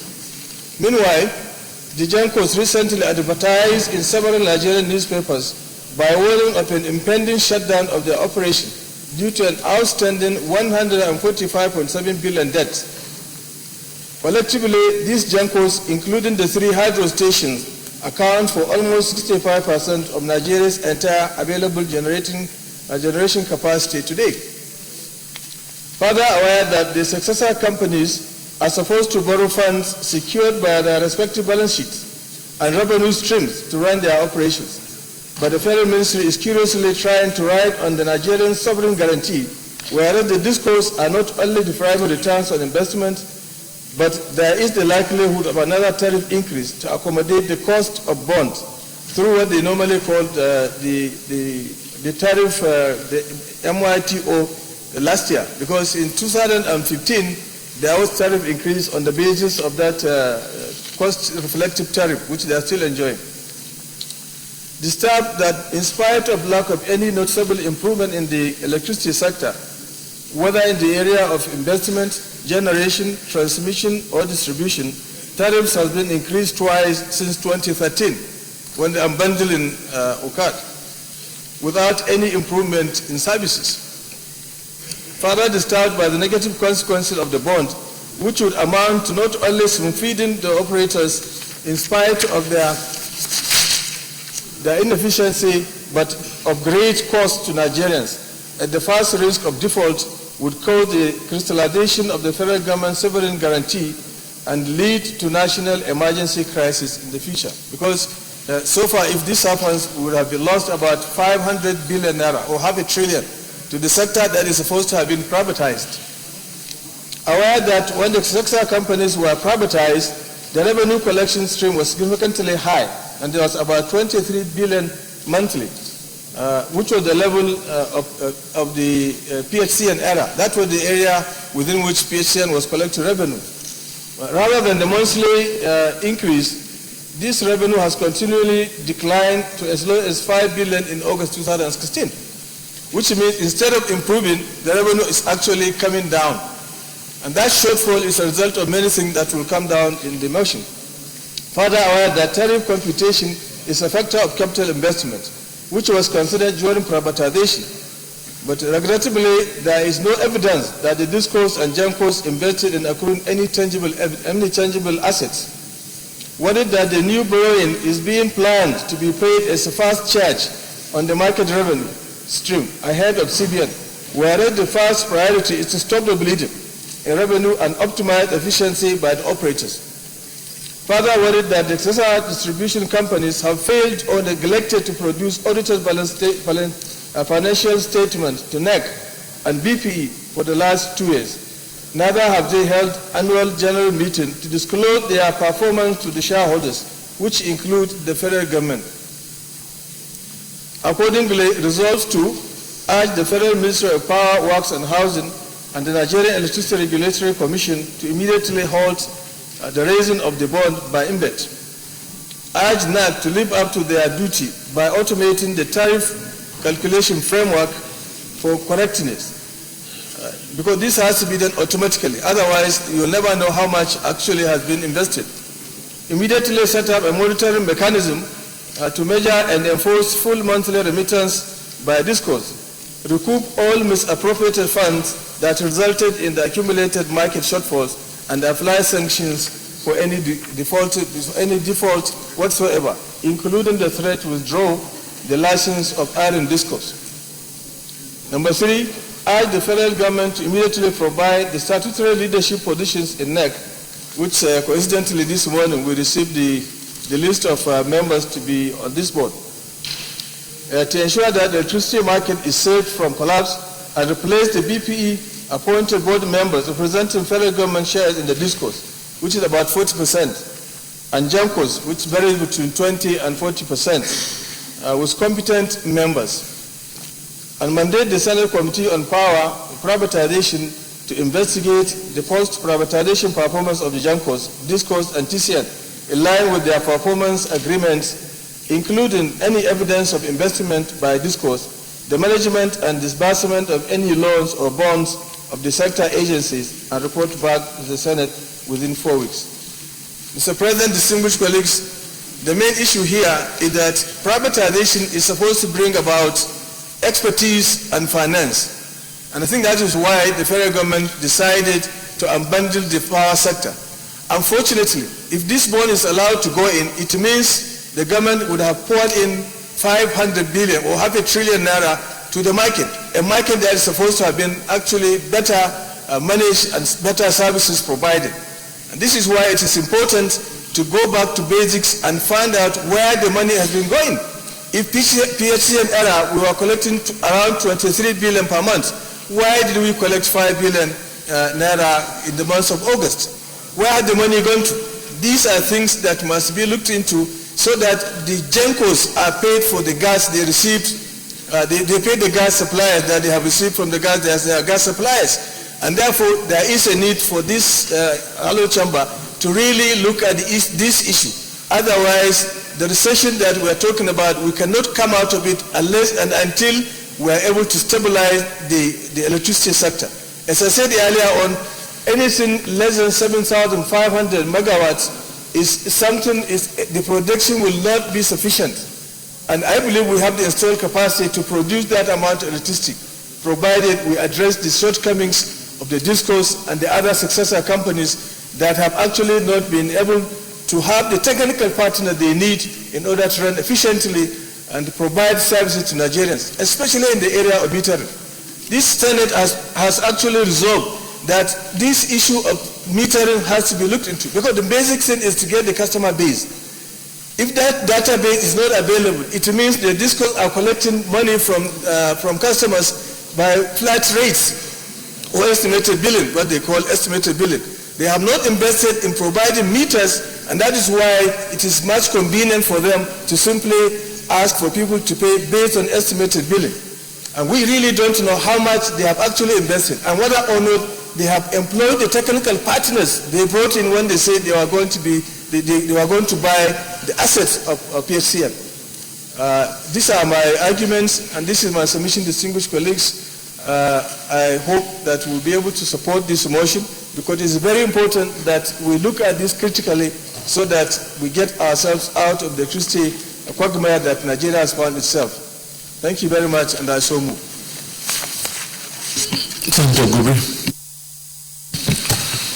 Thank you very much, Your Excellency, distinguished colleagues. I rise to support this motion. To second this motion because it is very, very important. It is a well-known fact that both the DISCOs and GENCOs have not actually invested anything after privatization. And this is the real truth.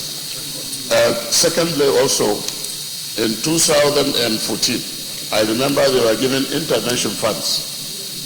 But up to now, we have not seen any improvement also, either on the generation or on the method of collection. Then thirdly, I remember they complained that people were not paying them. But the issue is that they have not put adequate metering facilities that they could be able to detect exactly how people are stealing their power supply from the DISCOs, for example. And the issue with GENCOs, for example, we know that they have this problem because of vandalization by Avengers, that there is no gas that is coming in.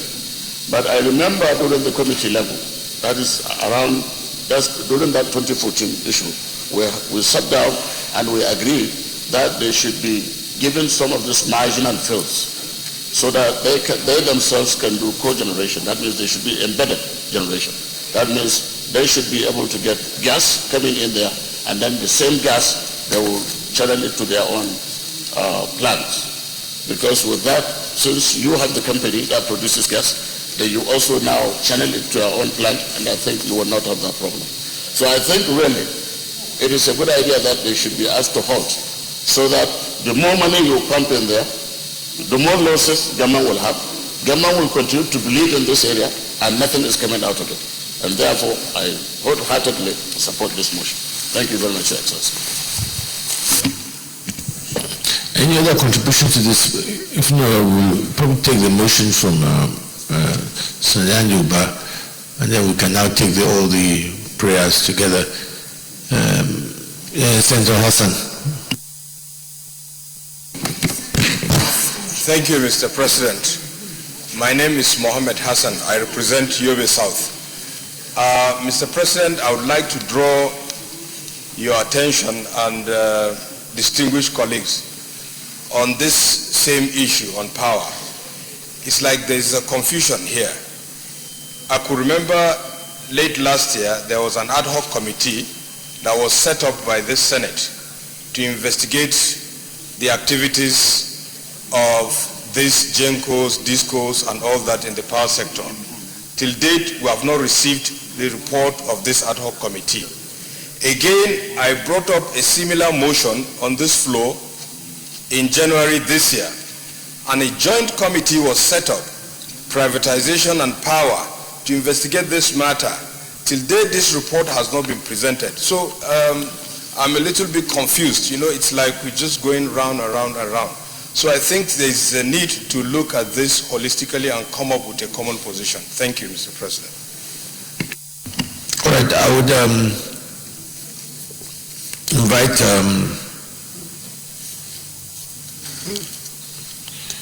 Senator Anyuba to move his own motion.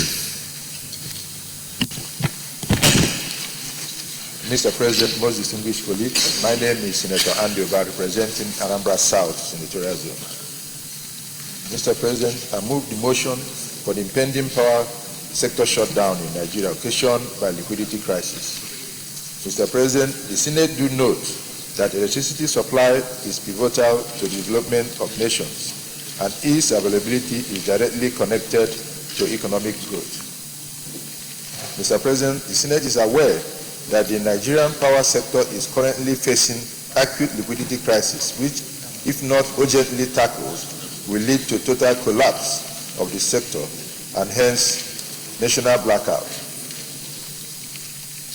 The Senate is worried that the crisis is largely created by the inability of the distribution companies to meet their payment obligation, a situation which has resulted in increasing debt within the market, which has risen to a level that is threatening the integrity and the system as bankability and solvency of the generation companies who generate the needed electricity.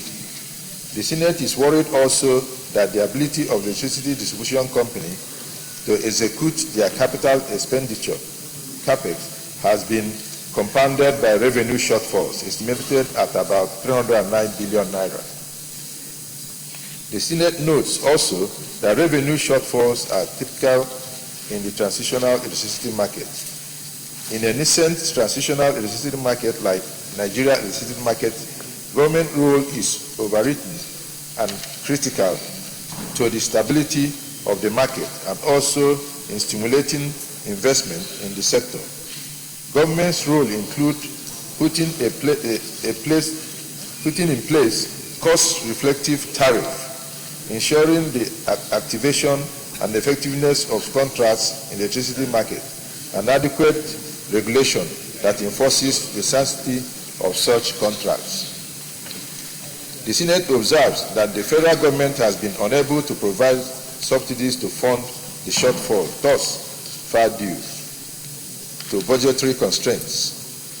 market participation across the entire value chain are faced with both systemic and market risk without the anticipated government subsidy, guarantee, or World Bank PRG as envisaged under the transitional trading arrangement by NERC. We must quickly add, however, that the use of subsidies is not a sustainable means to fund the revenue shortfall and should not be contemplated.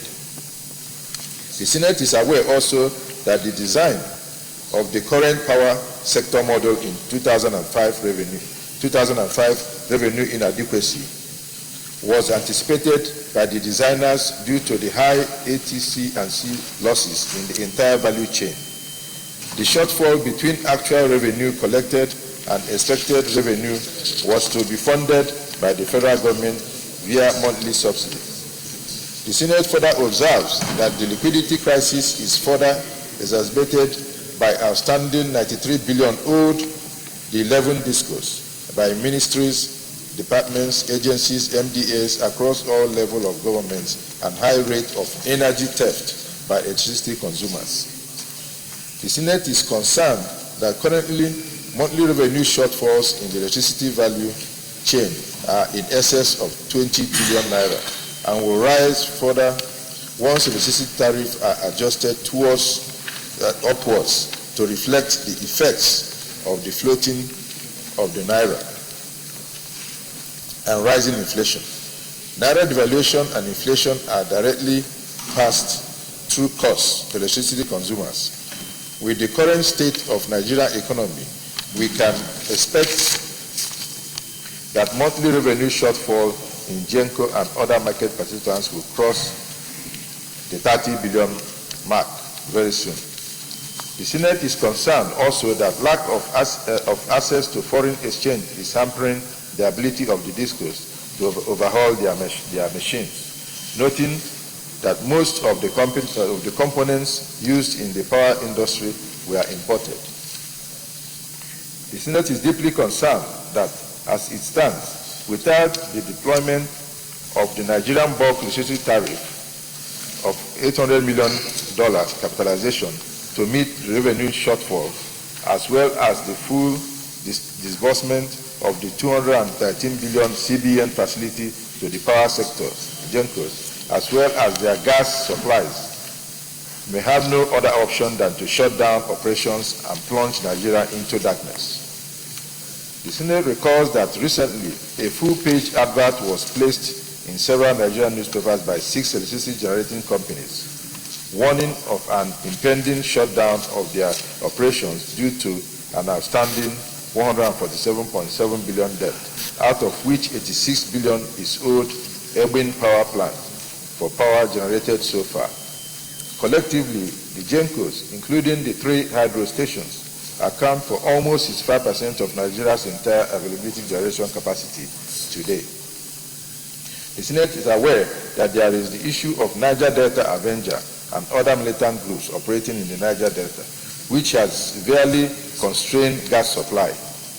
GENCOs are not the only parties being owed in the power sector. Transmission Company of Nigeria, as well as gas suppliers, are also owed huge sums for transmission services and gas supplies to the power sector. The Senate is concerned that developing a sustainable liquidity solution for the power sector will have positive domino effect in the quality of life of Nigerians as a whole. There will be greater investor confidence in the power sector, a more stable power supply, increased output, and efficiency in manufacturing towards a more speedy industrialization of Nigeria, less reliance on foreign goods and products, a lessening of the pressure on the Nigerian foreign reserve, increase in productivity across the entire economic spectrum, and a better life for Nigerians as a whole. The Senate accordingly resolved to urge the federal government to support the sector with more funding to provide a necessary booster that will sustain power delivery. 2, urge the discos to aggressively address issues of their losses by becoming efficient in their collection through metering. 3. Urge the MDAs, states, and local governments to pay their indebtedness to the discos. 4. Urge the federal government to successfully put an end to issue of militancy and pipeline vandalization in the Niger Delta.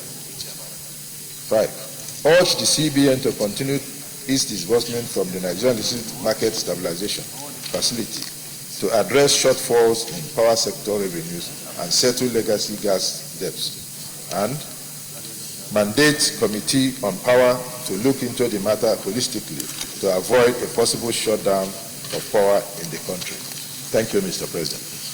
All right, distinguished colleagues, I think we've agreed to consolidate the two motions.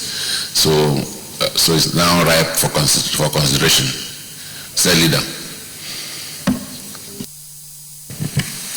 Thank you, Mr. President and distinguished colleagues.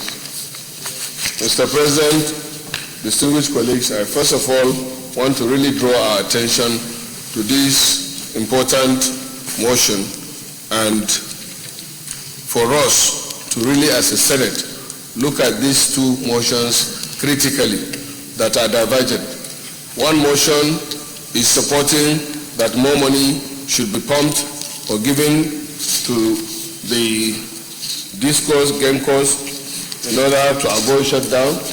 The other motion, the first motion, is saying that the federal government or this Senate should ask or urge the CBN to stop the planned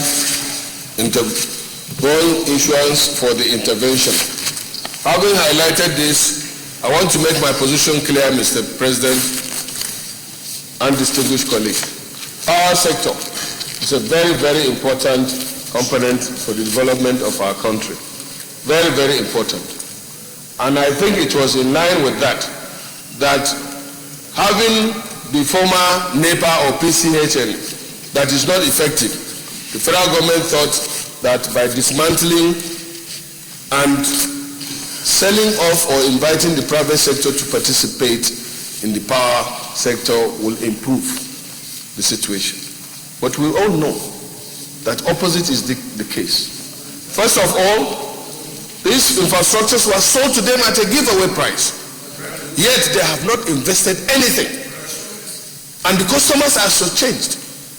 We came here, moved the motion last time by stopping the arbitrary increase in the prices. Distinguished colleagues, we have to be very careful in this and stand on the path of truth. And then we have to do something about the power sector. If the investors are serious, these are people, if it is talking about investment, why I'm not an investor as Mohammed Ali Ndume is because I don't have the money. If you don't have the money, why would you go and say you want to be if you don't have the money to put in there? These people don't have money, they are not ready, they want to use people's money to invest and then go back to the people and collect the money again. If not, they can go to other banks, not the CBN. They have taken, so much money has been pumped into this power sector without corresponding result. We know that. So, Mr. President, I personally stand with the first motion that the federal government should stop the process of issuing out that federal government bond to these GEMCOs, DISCOs, or whatever they call themselves. The committee that we have set up several committees on this power sector. Nigerians are concerned. I support the two prayers that coincidentally are the same from my good friend Andy and the prayers from Mustafa, and that is the committee on power should look at this problem critically so that we will not be representing the GEMCOs, the DISCOs here, although I know the owners of GEMCOs, the DISCOs are still part of our colleagues, but we should stand more with the masses that brought us here instead of standing with some of our few colleagues in the GEMCOs or DISCOs or what you call them. That is my own position on this. Do you have the names of the DISCO owners here? Okay. Abaribe. Thank you, Mr. President of the Senate. My name is Abaribe. I represent Abia South, and incidentally, the new chairman on power. That's why I need to caution, sir, that our problem really in this, dear colleagues, is that unfortunately we didn't do our own work. Senator Hassan has just said that there was a committee set up here, a joint committee of the Committee on Power and Privatization to look into this matter, and it's exactly this matter they were to look into. But they haven't been able to sit because of the same problem, funding problems. And so I'm now assuming that responsibility, and I will urge this Senate to give me a little time. Let me now go with the chairman of privatization and the members and look into this thing holistically, so that we do not take a decision here that may be inimical to the progress of the power sector itself. I seek for just a month, and I'm sure that we will come back to this Senate with a report that we can now consider. Does any person have a contrary opinion on this? I think this settles it. Okay, so is it the wish of the Senate that we suspend further consideration of this bill, of this motion, pending the plea by the chairman of the committee? Okay.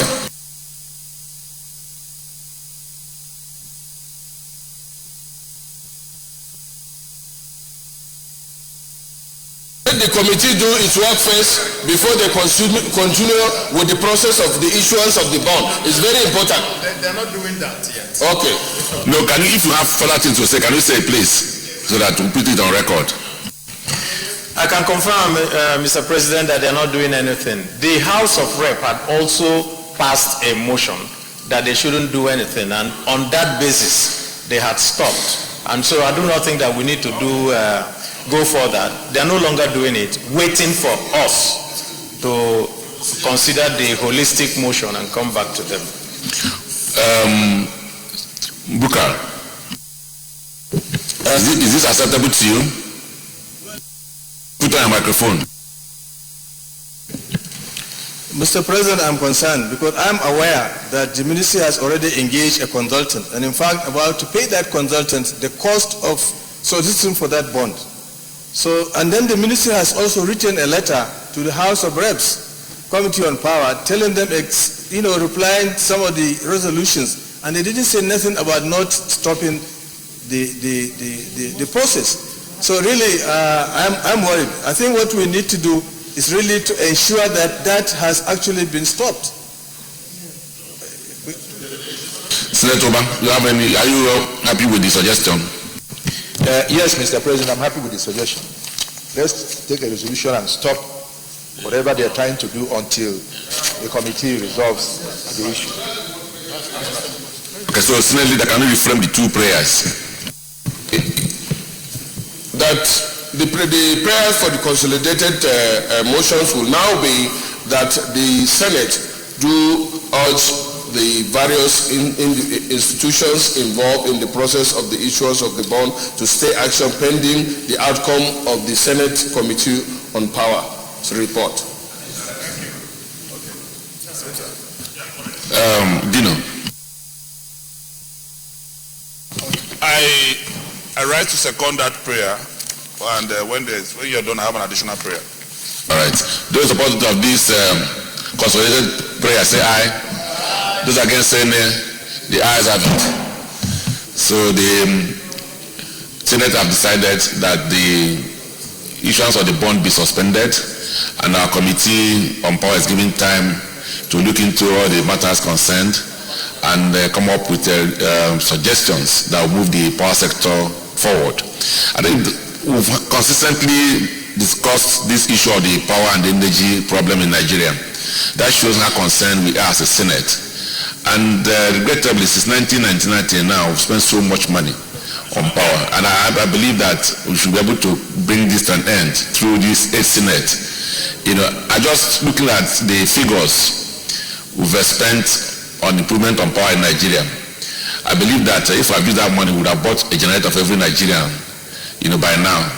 So, and I think it's time for us to stop this wastage and then properly focus the policies on power and energy so that Nigeria will be self-sufficient in this sector. He said 1 month. Abadibe said you need 1 month, right? Yes. Okay, so we're giving you 1 month. So, Senate leader, is there additional prayer on this? Okay, go ahead. Mr. President, my colleagues, the Senate, like I said, set up 2 different committees on this same issue of power. I was a member of one, and I know that a report has been ready but has not been laid since last year.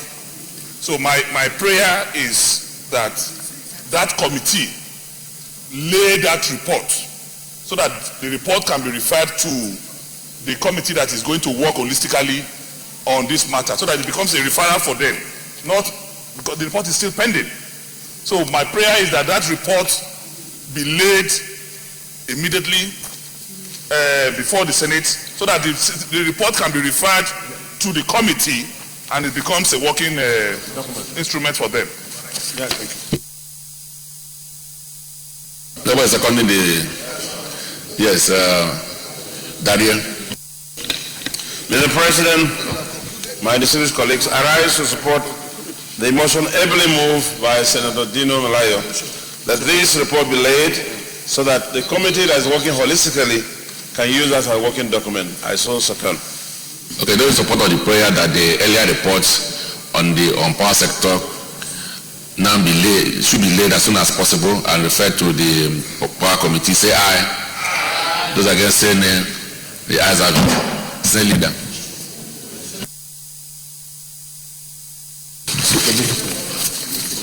Mr. President, distinguished colleagues, the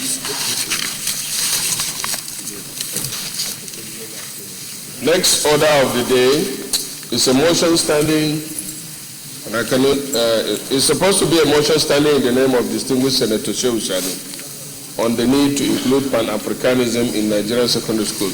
Unfortunately, I think distinguished Senator is not around because they have gone to inaugurate the committee on.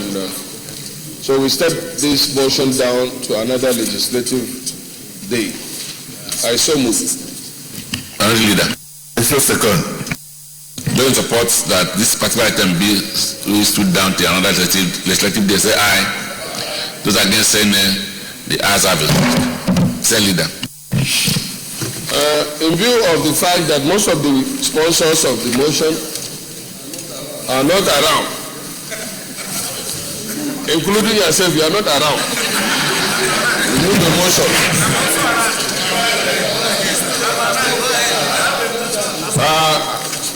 I move that we step down the other items from the order paper to another legislative day. You are not around. Leader, you need to consult widely on this. Minority leader.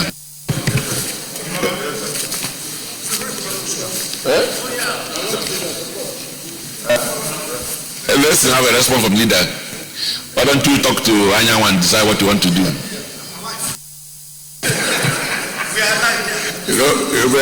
Mr. President, you know he's the chairman public petition, so he's petitioning from there. In view of that,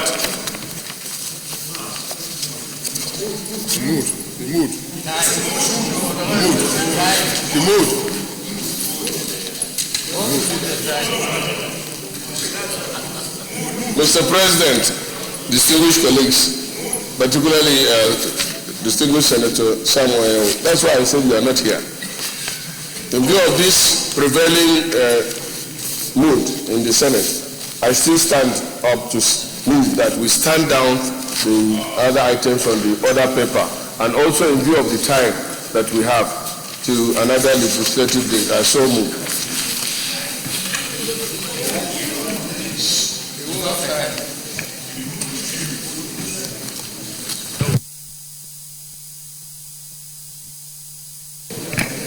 Mr. President, distinguished colleagues, I rise to second the motion moved by the leader that in view of the fact that most of our colleagues have gone to attend to a lot of committee works and bearing in mind the time and the absence of the movers of the motions, that we stand down the other items on the other paper to the next legislative day. So, he's not absent, the man is there.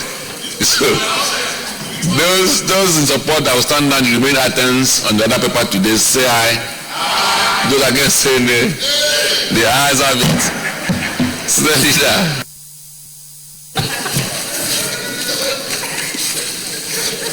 Mr. President, distinguished colleagues, having exhausted the items on the other paper, I move that this Senate do stand adjourned till tomorrow, 12th October at 10 a.m. prompt.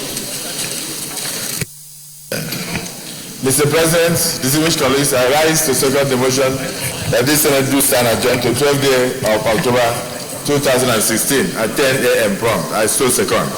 Distinguished colleagues, those in favor of the motion that we stand adjourned to Wednesday, 12th October 2016, 10 a.m. prompt, say aye. Those against say nay. The ayes have it. The Senate is hereby adjourned to Wednesday, 12th October 2016, 10 a.m. prompt.